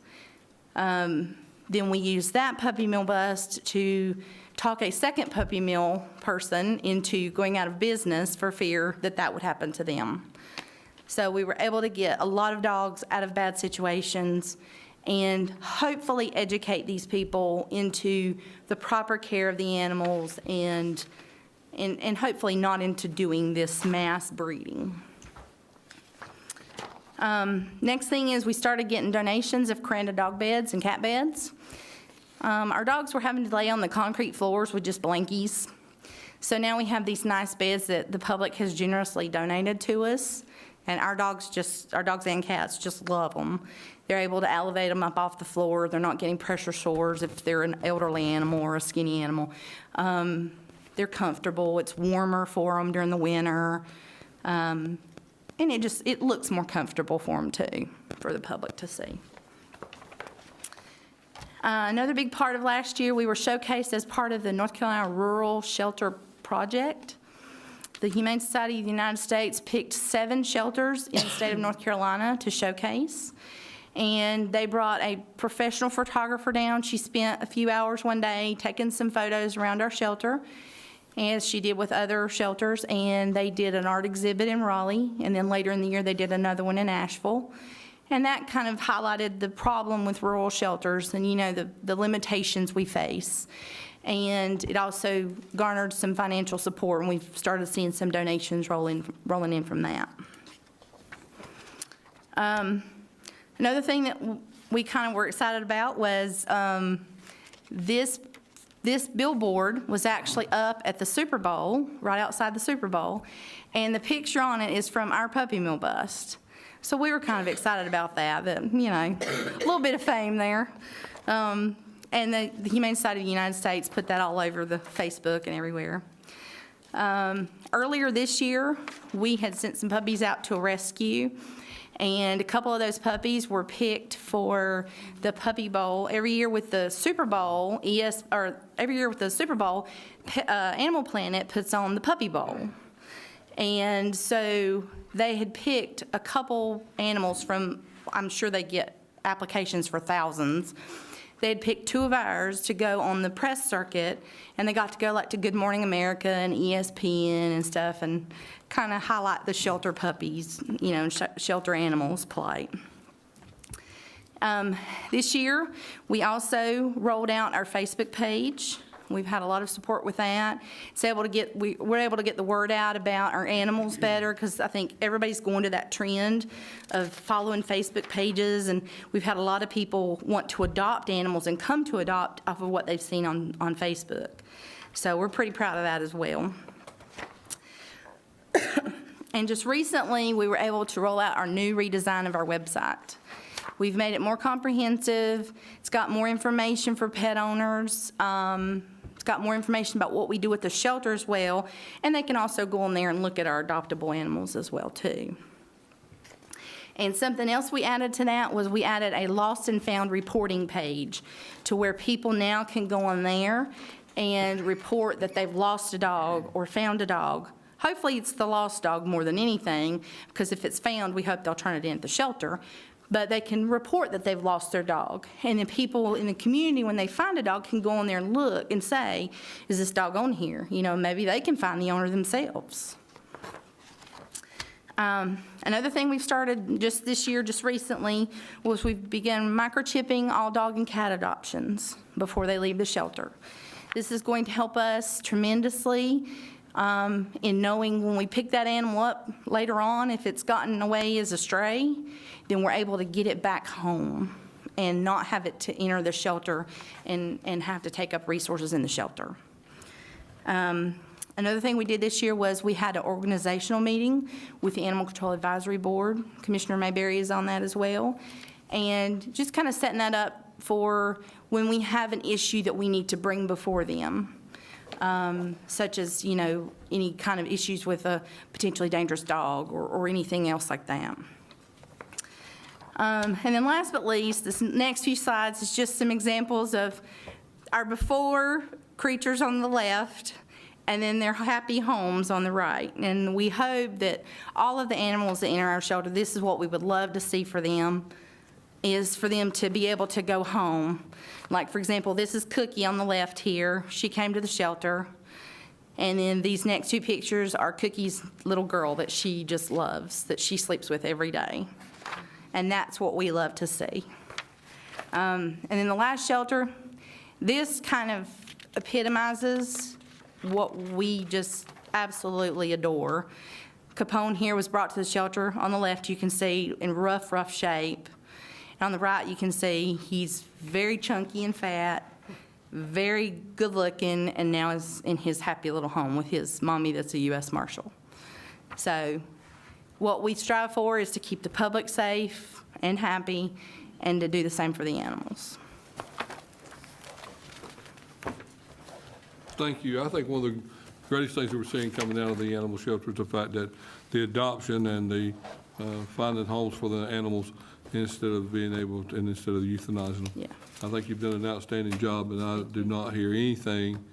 I can honestly say, since I've been a county commissioner, for the last 2 or 3 years, I have not heard anything except positive things out of our animal shelter. Good. And for the last year, I've really heard good, positive things about our animal shelter.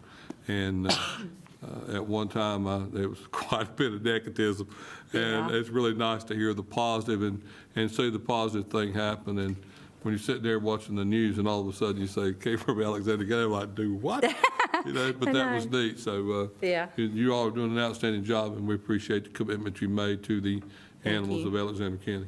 Thank you, Chairman. Thank you. You're doing a great job. Can I ask Thank one you. question? Oh, And sure. I may be the dumbest guy in the room. Sure. What is a feral cat? A feral cat is a wild cat, basically, that doesn't know human, kind of like if you caught a raccoon. Okay. Basically. Well, a lot of people don't know that term. I forget it because I'm in it all the time. Anybody else have any other questions? Okay. That just means you didn't know either. Well, I knew what it was, but I was going to say something to you, so I thought I better not.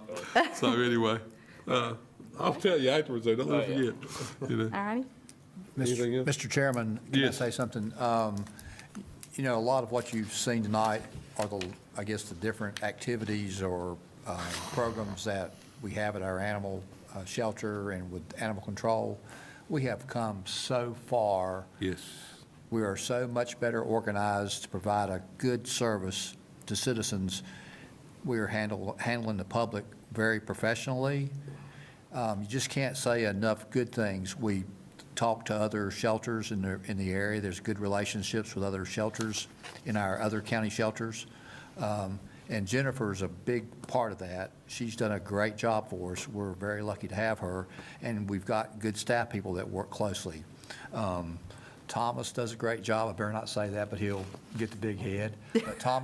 But everybody, they just work well together. Thomas and John do a good job, Anna. But really, with Jennifer's leadership, we've come a long ways. We've got a lot to be thankful for and a lot to appreciate. But we appreciate all your hard work. Well, thank you. Yeah, Thank you. and I have to say what Larry said about how far we've come. It's been amazing. So you've done a great job. Unbelievable. Yeah. Thank you so And much. the numbers speak for themselves. You can Yes. look at the numbers. So. Yeah. Absolutely. And we invite you guys to come down and see the shelter, and, you know, our guys are constantly, you know, we have 2 inmates from the correctional facility, and they are fantastic too. They have been working like dogs, actually, cleaning and painting and, you know, doing everything we need done. So, I mean, you guys are welcome to come by and we'll show you around and see what it looks like now. We're pretty proud of it. Absolutely. Very good. All right. Thank you Thank very you. much. Thank you for your dedication. Thanks. Item number 10 tonight is Rocky Face Park and Rocky Fest 2015 update. Park Ranger from Rocky Face Mountain Recreation Area, Alicia Stamey. Thank you for letting me be here tonight. I'll be updating you on what we do at Rocky Face and what we've been doing the past year. The park project was made possible by a $477,000 grant from the North Carolina Parks and Recreational Trust Fund. In addition, to assist with the grant, the land was donated to the county by Carolina Land and Lakes Resource Conservation and Development District. Additional assistance related to the land donation and to acquiring additional land was provided from the Felborn Foundation. The park opened in May of 2012. Now we have 318 acres with 5 miles of hiking trail that go across the mountain.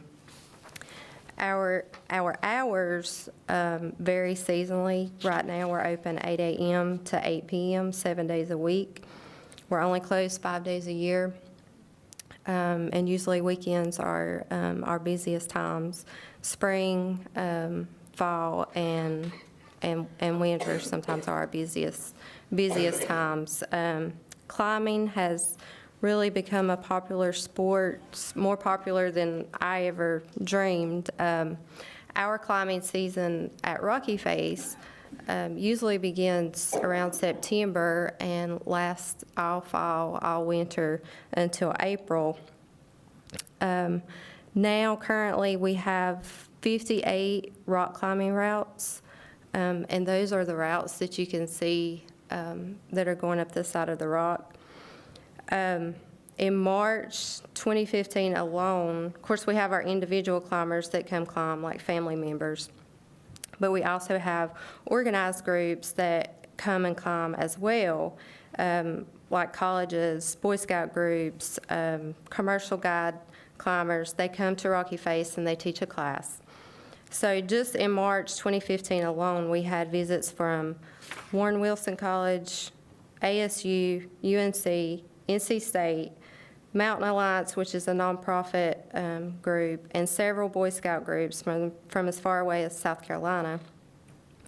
And they came to Rocky Face and taught rock climbing to individuals.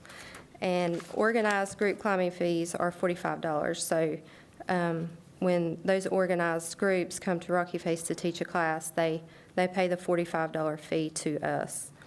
In March 28th of this year, we topped our record, and we had 66 climbers in one day. So something else that we added this year was a primitive backpack campsite, and that was thanks to a local Boy Scout and some other volunteers, which I'll talk about him in a minute. It's about a half a mile from the park office. It's got 3 tent pads, a fire pit, a horseshoe pit, the wood, pre-cut wood, and it's $13 a night. And it's been used quite a bit by Boy Scouts, so we're really pleased that people are using that. Geocaching, which has been around since the park opened, is something you can do while you're hiking the trails or walking the walking track. Most people are not familiar with it. You can go to geocaching.com for more information or visit Rocky Face Park under Things to Do. But what it is, it's a real-life treasure hunting game that's played all over the world. Other parks have these here as well. And it's just these little things that are hidden throughout the park. You use a GPS or smartphone, and you download these coordinates, and then you come to the park and you use that device and you try to find these hidden geocaches in the park. And it's something that kids like to do. It's really fun. I've done it, and some of the things that you can find in these geocaches are just little trinkets that kids usually like, and you sign your name and say, hey, I found this, and move on to the next geocache. And that's becoming more and more popular at the park as people learn more about it. We also have the picnic shelter, the ADA walking track, which is 1/3 of a mile long. The picnic shelter, of course, has restrooms and picnic tables and can be rented for $5 an hour or $35 for the day. So now I'm going to tell you a little bit about what we do and some of the activities and programs and projects that we've done in this past year with all the trails and the acreage that we have. There's, like, Chad needs to go to the next slide. Thank you. There's constant maintenance that we have to do with the trails. There's all the time leaves everywhere, and of course trees that are falling. And our guys do a really good job with keeping those trails clean. We get people all the time that come in there and they're like, "Oh wow, we're really amazed at your trails. They're really kept, maintained, and in good condition." Some other things that we do are educational programs for public schools. We also do educational programs for scouts, homeschool, summer camps. We've done educational programs for Girl Scouts and 4-H as well. We also have at least once a month educational program for the general public, and those include sunset hikes, astronomy meetings. With the Piedmont Amateur Astronomers Club, they usually come out and bring their really big telescopes and set up in the parking lot, and we look at, stars, moons, comets, things like that.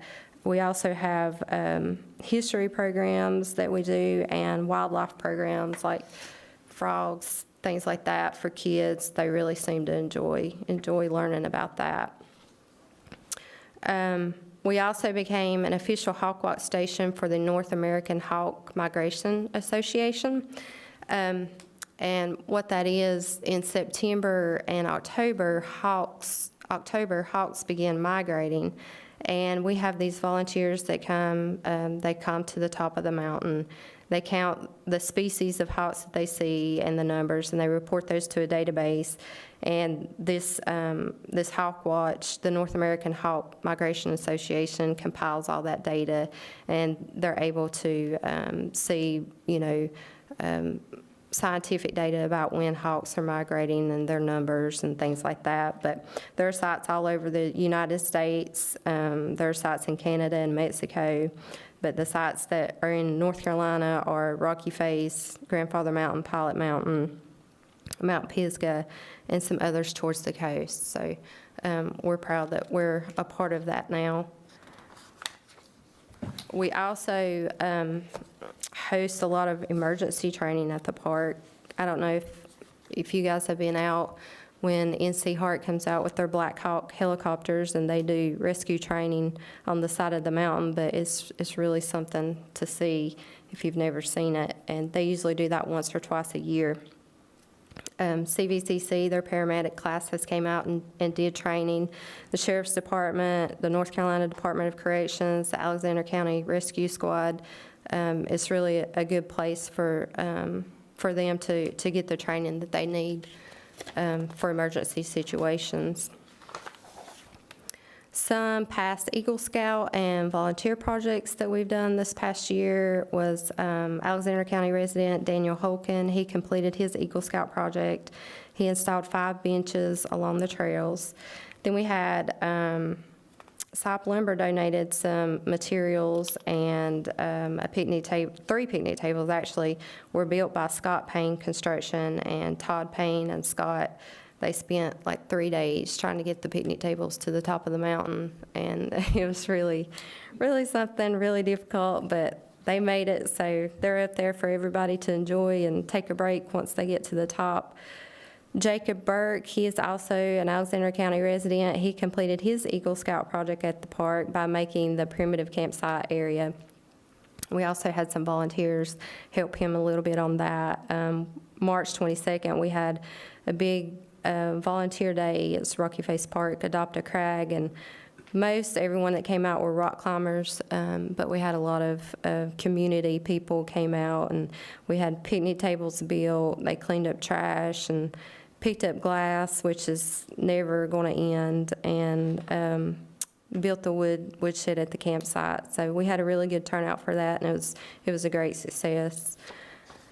Some past grant projects that we did this past year was we worked with the Alexander County Soil and Water, and we were approved for the North Carolina Foundation for Soil and Water Conservation grant for $2,500 for environmental education. And we installed 2 environmental education displays at the park, one down at the wetland and one up on top of the quarry where Buzzard Loop is. And another grant that we were approved for was a $2,600 grant from the North Carolina Community Foundation. We installed the welcome kiosk when you come in, where the maps and the sign-in sheets and other park information is held. We used to put that on the picnic table, and every time the wind would blow, we'd be running out grabbing maps and everything. So this has been a really nice addition, keeps everything dry and in order and where it's supposed to be. As far as numbers, we have a sign-in sheet at that kiosk I was just talking about, and visitors are supposed to sign in when they come to the park. These are conservative numbers because not everyone who visits signs in. We try to encourage that, but we had a total of 43,686 visitors who did sign in, and out of that, 71% were in-county, Alexander County residents, and 29% were out-of-county residents. So those numbers. The next slide is kind of a little bit busy, but these are numbers from when we opened. The blue is 2012 to 2013. This shows the total visitors per month. The red is 2013 to 2014, and the green is 2014 to 2015. it goes from July to June. The first number, the 3977 for the 2012 to 2013, I combined May and June of 2012 with July just for consistency. So that's why that number is so high. But you can pretty much tell there's a trend. Our visitor numbers are up, you know, in our cooler months, fall and spring, down, of course, in our winter months, December, January, and February. And then they go down again when it's really, really hot in July and August. The next slide, we broke down when people come and they sign in, they check what they're going to do while they're there. And the majority, 48% of people who visit the park are going to hike. 24% use the walking trail, 13% use the picnic shelter, 6% are rock climbing, and that number keeps going up. Wildlife observation, 3%, the geocaching, 1%, educational programs, 5%, and camping was below 1%. We've had 109 people use the campsite since it opened last June.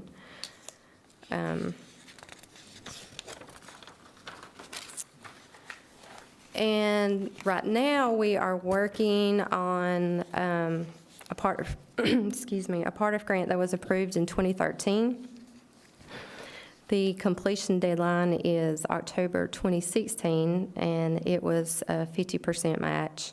We're still in the very initial planning phases, but some of the amenities that were included in that grant was a natural adventure playground, a multi-purpose building, individual picnic shelters, an outdoor classroom, and an observation deck / boardwalk. We're kind of still planning that as well.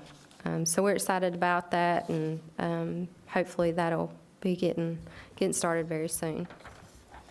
Does anybody have any questions? Gentlemen? Well, I had a client from Claremont that was bragging about the park and the staff. So it's always been very helpful. And some of you may not remember, but a gentleman that was with Carolina Lands Lake, he also worked for our Ag Extension, Dan McClure. Right. Dan was critical in making this happen. He worked on this for several years because I was on Carolina Lands and Lakes and with the Felburn Foundation. And there were all kinds of gyrations this went through before they were able to actually pull this off. So This place has come a long way in 6 years. Well, and think about the park's really been open since May of 2012. In 3 years, less than 3 years, we've had 43,000 visitors. And look at all what's been done. Alicia and Randy, they do just a great job. I mean, it's long hours, like currently the hours are 12-hour days. Do a great job. But it's just, when you think back, just a short time, just less than 3 years ago, it was pretty much just a trash dump. I mean, there was tires and people hauled their garbage out and volunteers. It's just wonderful. And you go there and you just can't believe the views and everything else. But it's a very wonderful attraction for Alexander County. 30 years ago or more, it was a trash dump. I mean, it was just, people went there to dump their trash. Yeah. And it's amazing. It is amazing. And the graffiti on the rock, I'm sure there's still some. Have you gotten all that cleaned off? Pretty much, yeah. Yeah. I just had a gentleman the other day, he said, I grew up around here and I just cannot believe the way this park looks. He said, I'm just so thankful that the county did something with that. the activity there may be one of the reasons we had that request for rezoning. Somebody's wanting to make that capital investment to make a much nicer and larger convenience store in Hidnight, because that would be one of the ways, probably the closest store to that site. But you guys do a good job out there. Thank Proud you. of it. Thank you. And thank you for your diligent work out there. I know that it's hard sometimes when you're out there 12 hours a day. And some days it's real busy, especially on Saturdays. And every time I've been out there, it's been busy, so. Yeah, yeah. I mean, it's nice. And when we get the new part built on there, it's going to be interesting to see the walkway and everything over the wetlands. That's going to be neat for kids to be able to look down and see things and see what's happening. So I think that's an exciting thing that's going to happen, and to bring more people, because there will be people that want to see what is down in there and what's growing, and I think when those yellow flowers bloom out there, I don't think you can find a prettier place. Oh, yeah, it's beautiful. It's absolutely beautiful when they're blooming, so. What time of the year is that? Around August, September. Okay. It's unbelievable. If you haven't been out there in August or September, they're blooming, because it's absolutely fantastic. And the stargazing is another good thing. I enjoyed that. Yeah. That was a lot of fun. And if you haven't ever done that, you need to take the opportunity to go do it, because there was things that I didn't even know were out there. And these folks have some very expensive equipment. No, they do. And they're able to zero in on these different stars, and as you said, little different moons around different things, and it's just amazing on what you can see, and it's exciting, especially for young kids to be able to see that, so it's very good. But thank you for everything you do. Thank you. Anyone else? All right. You gonna mention Rocky Fest? Yeah. I thought she was going to mention Rocky Fest. Yeah. Yeah. So Rocky Fest this year will be held on Saturday, May 9th. Our main sponsor is Duke Energy. Our other sponsors are Energy United, Craftmaster Furniture, Hunting House Furniture, Main Avenue Music, Snyder Mills, and Sure Technologies. We'll be starting the day with the Kurt Barkley 5K, the 10K and 20K trail races. Those start at 8:30 that morning. Then we'll also have free rock climbing classes, and those will start at 10 a.m. and last till 6 p.m. that evening. Live music, that will start at 12 p.m. and last till 6 p.m. This year we have Thomas Garlow, J. Patrick Warren, Mary Elizabeth, The Message, The Neighbors, and our hometown, the Idle Time Band. So we've got some great music this year. We're really excited about that. We'll also be having what they call a picking tent, and that's where local musicians, they can come bring their acoustical instruments. They can pick and play together under the tent, and that'll be pretty much, from 10, 11 till 6 o'clock that evening. They can just come and have a good time. We'll also be having some nature hikes, lots of children's activities. We've got the bouncy houses, face painting. We've got art activities planned for them. The Piedmont Astronomy Club, they'll be out with they'll actually be bringing solar telescopes, so people can look at the sun if they want. They can look at sunspots, whatever. These guys are really, they know what they're looking at, and it's really something. So yeah, they'll be there, and we'll have close to 30 vendors. That's including the food, the arts, crafts. We have some commercial vendors and some nonprofit vendors that'll be there. Randy Everett, he will be there doing some chainsaw carvings. So that's going to be interesting to watch him do that.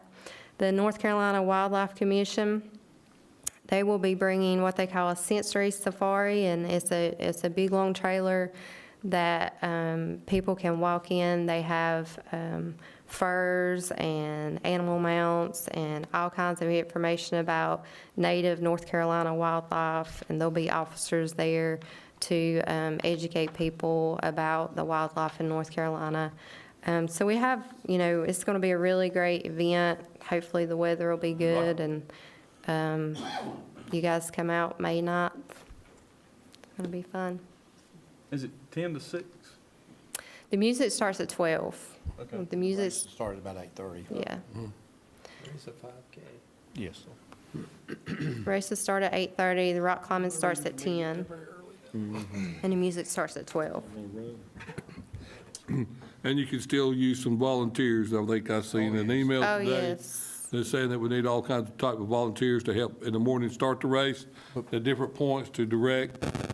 We need the folks to contact us as soon as Right, possible. that's what I'm saying. They need to contact the county government, That's 632-9332. Yes, sir. And you can speak to anyone there if you'd like to be a volunteer and to help in this event that's growing larger and larger each year. So thank you very much. Thank you. Absolutely. Item number 11, National County Government Month, April 2015 proclamation. I'll call on Mr. Rick French. Thank you, Mr. Chairman. Just to celebrate the National County Government Month, which is April every year, this year the emphasis is on keys to counties moving forward, which the keys are transportation and infrastructure.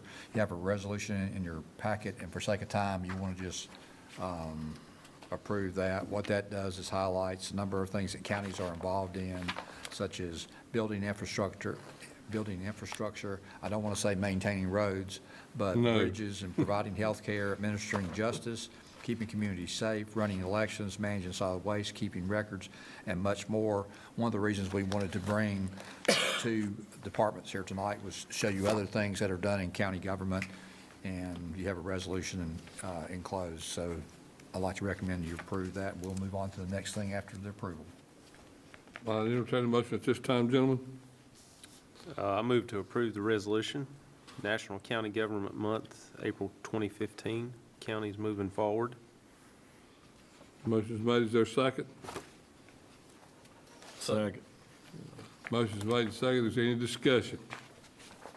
There being none, all those in favor indicate by raising your right hand. Those opposed likewise, the motion carries.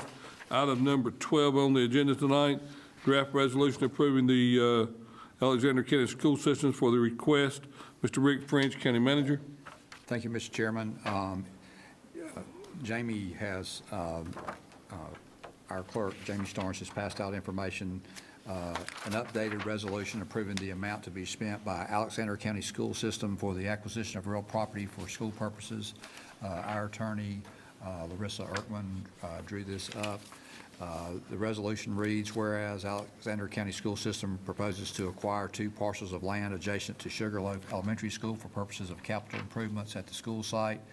The parcels are identified in the tax register as parcel identification number 00748 and parcel identification number 0012269, presently owned by the Sugarloaf Fire Department, whereas the combined tax appraisal values of both parcels is $182,380.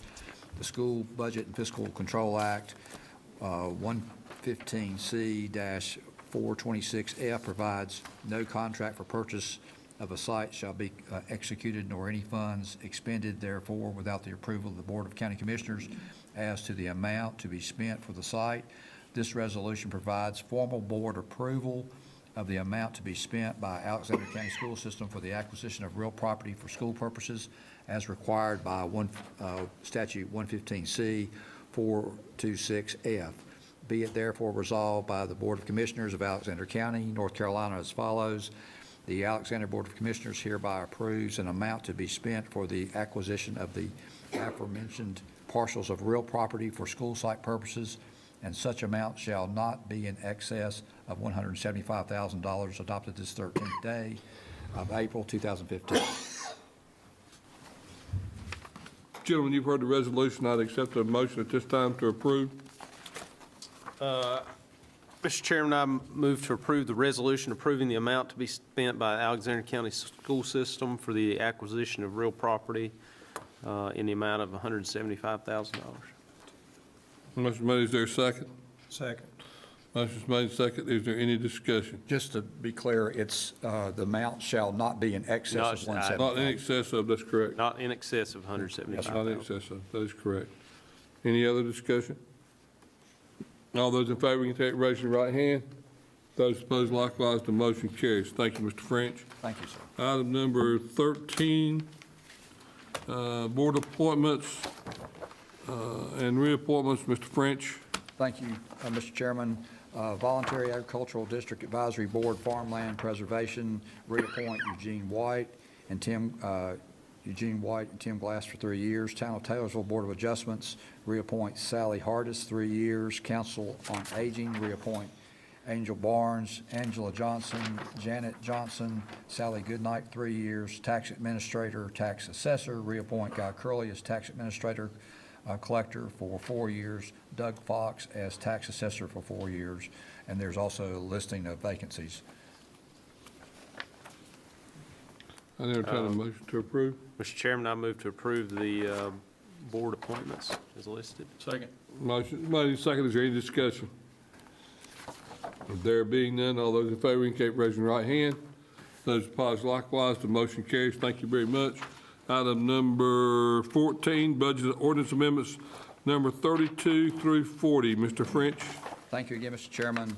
Number 32 is to adjust the Applied Technologies project budget revenue line items to match the county engineer's breakdown of revenues.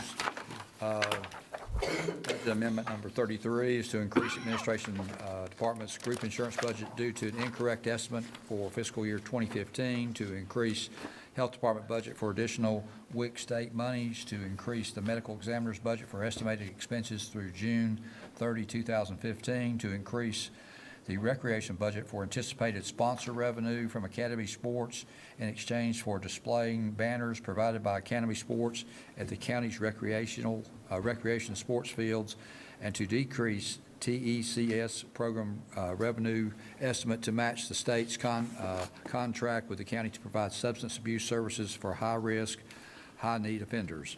Number 34 is to increase the extension service budget for donations from outside sponsors received during fiscal year 2015, to increase the governing body budget for $2,000 contribution to 2015 Independence Celebration and Fireworks, to increase the senior center budget for 2 Medicare improvements for Patients and Providers Act grants. This time period for both grants runs through September 2015, so part of the funds are budgeted in contingency for fiscal year 2015 in case they need to be carried forward beyond 6/30/15. And number 35, to increase the DSS budget for additional state funds plus additional donations received. It includes $254 for Karen's Kids donations received in prior year to be spent in fiscal year 2015. Number 36, to increase detention budget for institutional medical services monthly fee increase, which began in August 2014, and to increase the detention budget to cover inmate meals through the end of 2015, fiscal year 2015. Number 37 is to increase inspections budget for salary increase due to employee earning additional certification, to increase sheriff's budget for accrued leave payouts due to 2 employees receiving comp time payouts in March and April because they reached the 480-hour comp time limit. Vacation, holiday comp time payouts were not included in the original budget. Number 38 are the different fire districts to amend the fire district funds. The estimated revenues are as follows: they match up with what's been collected in fire tax. Number 39 is to increase the 911 emergency telephone system budget for a lease of 911 radio consoles and related equipment. And number 40 is to increase the DSS budget for a contract with ExecuLink LLC to provide interim DSS director services for April 20th, 2015 through June 30th, 2015. And I'll be glad to try to answer any questions, Mr. Chairman. Gentlemen, any questions? Could you give us a little more information about budget ordinance amendment number 40, ExecLink LLC? Yes, since our DSS director is leaving, we're in the process of employing a retired DSS director from another county, and like we did before, and that person will work for that period of time. We're meanwhile trying to find a full-time DSS director. Well, I knew that there had been conversations about that person, but I don't, and I guess I've... This is the company that we used before, and Okay. this is they employ a number of retired. I understand that. DSS. Okay. That's what it is. All right, so it's still going to be that person, it's just through this particular... It'll be, yes. This company's providing that person's And at labor. the same time, we'll advertising for that position so Okay. that we can deal with that later. Any other questions? On budget item number 36, the food and provisions, 70,000 increase. Yes, sir. Is that above what was budgeted? Yes, sir. It is. It's due to the numbers of meals that we purchase from the state. Okay. On contract services, the increase began in August 2014. Were we aware that there was going to be an increase? Well, I'll say we just monitored it to see how the funds were going to run through the year. The more inmates, the more meal cost, and so you sort of track it. If it picks up, then you need more meals. Well, this is the medical services monthly fee. Same would be Same with thing. that. But you should have more revenue. You should have more, that's exactly right. That number should top 600,000, What number should top 600,000? the revenue for the detention. Oh.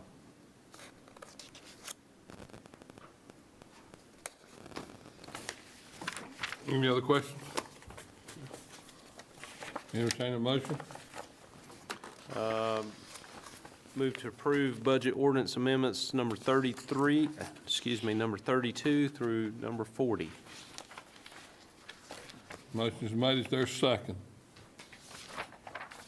Second. There is a second. Any discussion? There being none, all those in favor indicate by raising your right hand. Those opposed likewise, the motion carries. Thank you very much, gentlemen. Item number 15, Mr. French. Mr. Chairman? NCAC update. We have a short clip from one of the videos trying to address and explain a little bit about the two sales tax bills that are now being considered by the General Assembly. It's basically our director of the North Carolina Association of County Commissioners explaining and talking about how those proposals came about. So at this time, will you roll the tape and say? This week saw the introduction of Senate Bill 369, which proposes the redistribution of county levied sales taxes. NCACC Executive Director Kevin Leonard joined us to talk about the impact that change would have, as well as proposed alternatives to that bill. When we first started hearing about this legislation, and Senator Brown asked us to come in and talk to him about it after it was presented, we told him that there were concerns about the bill because what it does is it basically splits the state into two groups of counties. I'm sure that a lot of our county members have seen maps that show the winners and the losers from a sales tax perspective. And it's easy to first look at it and go, my county is going to gain from this proposal. What is not evident on its face of the proposal is if you begin to look at it, you begin to the details of how the statutes are written in the proposed legislation. You find that there are questions about the long-term implications of such change. Number one, giving up our county authority, our county levied sales tax, what does that mean in the future? That's very problematic for counties because it really undermines their fiscal stability in their future. It's turning a county levied sales tax into a state sales tax. Our concern from the association is that in the future, it impacts 100 counties because it takes that authority away and the certainty that those revenues will go directly to that county. The state could intercept those funds into their general fund and then leave the county with only the option of raising their property tax to raise additional revenue. There are a couple of other articles for sales tax, but the primary sales tax at 2%, that's the real heart of our revenue generator in each county. Number two, and a question that we're wrestling with right now that we don't have all the details on is several years ago, counties in the state made an agreement about Medicaid, and it's uncertain at this moment, as we're taping this, whether or not that negatively impacts that deal, which means that counties could end up losing more money, more revenue, if the Medicaid issue is not addressed in the bill correctly. So there's some concerns there related to those issues. I actually appreciate Senator Brown beginning this conversation. And in fact, he said it in the press in January. He said, I want to start this conversation because we need to help some of those counties around our state who are not as prosperous as some of the other counties. The concern, however, is that from an association standpoint, we work for 100 counties. We're trying to find a 100 county solution to the problem he is trying to fix. When we left Senator Brown's office talking with him, we both committed to one another that we would try to seek solutions that would help 100 counties. We talked about several items. We talked about giving more flexibility to our counties in the articles that we already have, whether it is granting the Board of Commissioners the ability to adopt a sales tax versus with a resolution versus a referendum. The county commissioners are elected by the people, and they should be held accountable by the people. The county commissioners already know that. So this idea that they shouldn't have the authority to adopt it by resolution, we feel strongly that they should have that authority. Or, if they wish, put it to a referendum. So that's a piece, raise new revenues that way.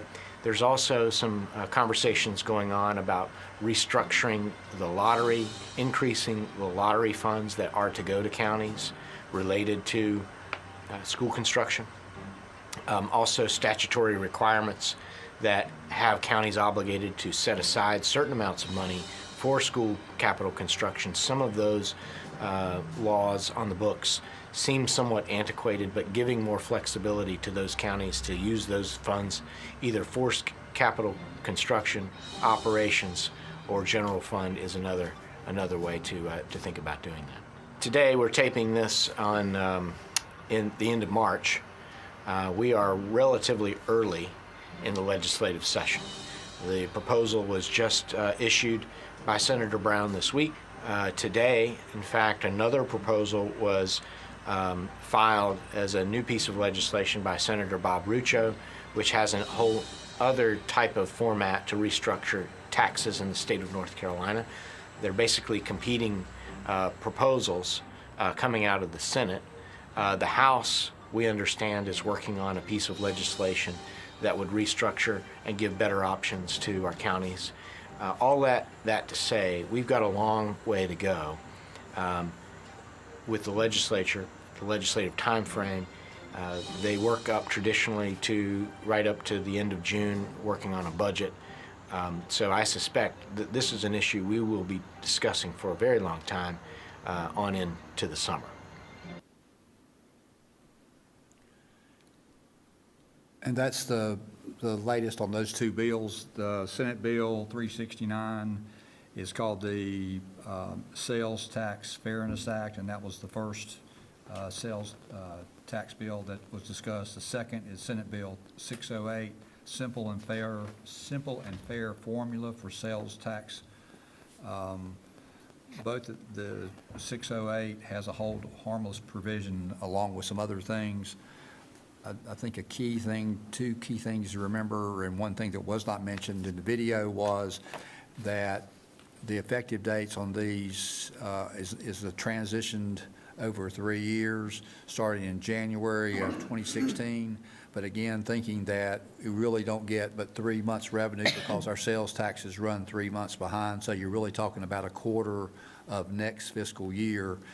It's critical considering all the things that were discussed. The second thing is, and what was discussed and what should concern us the most is it goes from being a local sales tax to a state sales tax, and we all know what the state, how they've handled lottery funds, how they weren't going to touch those. So they use those to balance the state budget. Sales taxes are the second highest pot of revenue, if you will, source of revenue for Alexander County. We received $3.6 million. The schools also received sales tax money, and it would impact those funds under these two proposals. So there's a lot to think about and a lot going on with it. So we'll keep you posted just as soon as we hear something about it. And when we were at the district meeting 2 weeks ago, That is the Thursday before the Good Friday. April 2nd. April 2nd. It's quite a bit of discussion. Some of the, and they're talking about this thing that's probably going to, you know, he talks about representing all 100 counties. One of the things, major things that came out of the meeting that day was the fact that I was amazed at the larger metropolitan areas and the larger counties. They were going to put up a real big fight on this. I don't see this happening. I don't see it passing in the form that's in at this time. It's like the gentleman from Iredell County, he wanted to know who had taken the opportunity to raise the quarter-cent sales tax, and I sort of laughed because Alexander County, we voted that quarter-cent sales tax in. We were one of the very first counties in North Carolina to do that. So we did do everything at that particular time that the state would allow us to do to try to help ourselves with a quarter-cent sales tax. The other thing that everyone needs to remember also is that the state gets control of the money, anything can happen. The one thing that's happened is that we were getting 40% lottery funds to help in the construction of our schools. That money has dropped down to 19%. 19%. The state has taken some of that money out and they put it in the general fund. They said the same thing with the Highway Trust Fund. So my drawback on these things, and even though Alexander County would get a tremendous kick in the arm by the taxes, the way this bill was presented by Senator Brown, it would really help us. But in the long run, with the state controlling it and them having their hand in it, that's extremely dangerous. It's very dangerous. Because if you look back at tradition and what they've done, whether it's been under Democrat or Republican control, didn't matter. If they needed money to put into that general fund, they did it. The thing you also have to remember is that we were getting $500,000 a year on hold harmless when the state took over Medicaid, which resulted in a tax swap basically. And that helped us because I'd hate to see what our taxes would be now if the counties had continued to have to pay for Medicaid. So there's things to watch out for. You need to pay attention and watch what's going on in Raleigh, because these things, when it starts happening, trust me, it will happen fast, it will happen quick, and if you're not paying attention, so that you can contact your representative or your state senator, then these things will fly by very quickly. Mr. Chairman, I just want to add one thing to that. Over the weekend, the Hickory Daily Record had a front page article about the sales tax fight in Raleigh. And Catawba County, they're not going to be a big loser in that, but they are going to be one of the losing counties.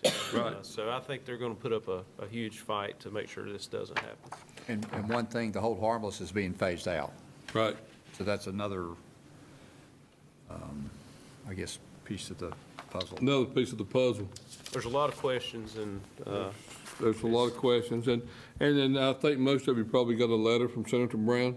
yes. I think it would be wise, you know, if you have ideas about how they could evenly distribute these sales tax and how they could go about doing things, I think it'd be a good idea to give a shot in the arm and give him send him a message back, tell him what your opinion is, what you think, because he wants to hear from you. That's the whole idea of this thing. That's why the form letter had gone out. He wants to hear from you. He wants suggestions. And they're fishing, trying to figure out what the best thing is to do with these sales tax to make it beneficial to both all counties, whether it be rural or whether it be the metropolitan areas. So other business, Mr. French? Item number 16, sir. And speaking of sales tax, so far through March 2015, we've collected $2,257,264, which represents about a little over 62.5% of the budget collected, which was $3,605,000. So 58% of the budget year has expired, so we're ahead there. We're a little over 7% ahead of this time from this same time last year. So what we're talking about here is the $3.6 million for us and what form and shape that has. Now, of course, as the chairman spoke about earlier, under the first proposal that we've seen, that is a big increase for us, but there's a lot to be seen. It'll certainly be unstable, and it's only a 3-year deal. 3 years, we have to go back and talk to them about it. So a lot to think about there. And something that we've been doing for the last few years, I'll just mention it at this time. On Saturday, April 25th, we hold our Alexander County Household Hazardous Waste Shred-It Day at the County Administration Building parking lot. Those hours, operating hours, are from 9 to 1 on Saturday, again, Saturday, April 25th. The purpose of the event is to give county residents an opportunity to dispose of environmentally harmful materials, things that they can find around your home, and personal documents in a safe and environmentally friendly manner.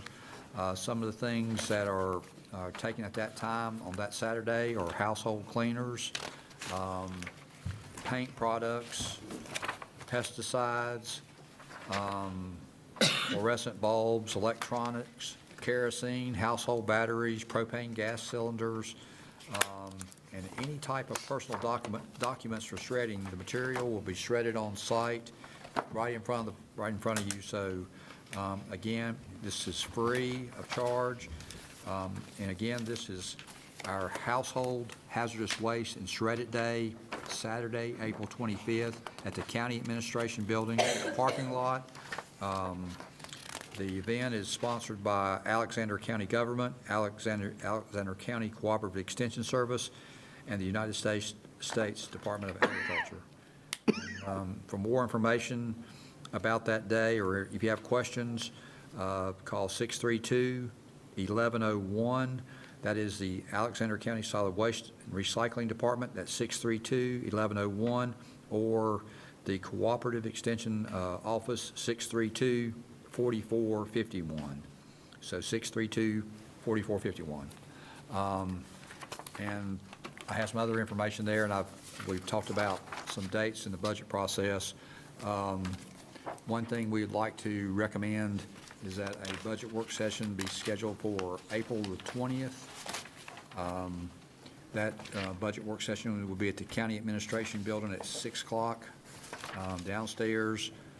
What we plan to talk about are not specific budget things, but things such as our reval, where that is right now, the volunteer fire department budgets, the Alexander County CVCC project, get an update on that, where that is, and talk some more about the Bethlehem water rate restructuring.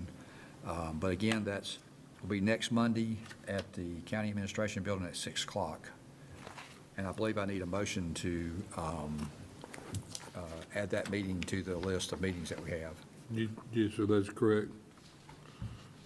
Gentlemen, I entertain a motion to have the work session on the 20th at the Administration Building at 6 p.m. Move to approve. Second. Motion is made and seconded. Is there any discussion? There being none, all those in favor indicate by raising your right hand. All opposed likewise, the motion carries. Thank you very much, gentlemen. Mr. French, anything else? No, sir. All right. The consent agenda, entertain a motion to approve. Move to approve. Motion is made. Is there a second? Second. Motion is made and seconded. Is there any discussion? There being none, all those in favor indicate by raising your right hand. Those opposed likewise, the motion carries. Mr. French, do we need a closed session? Yes, sir, we do. Gentlemen, we'll adjourn into a closed session under North Carolina General Statutes 143-318.11, paragraph A, 1, 3, 4, 5, and 6, to prevent disclosure of confidential information. We will re-adjourn for the primary purpose of adjournment only. I'll make that in the form of a motion. Second. Is there any discussion? All those in favor indicate by raising your right hand. Those opposed likewise, the motion carries. Thank you very much, gentlemen.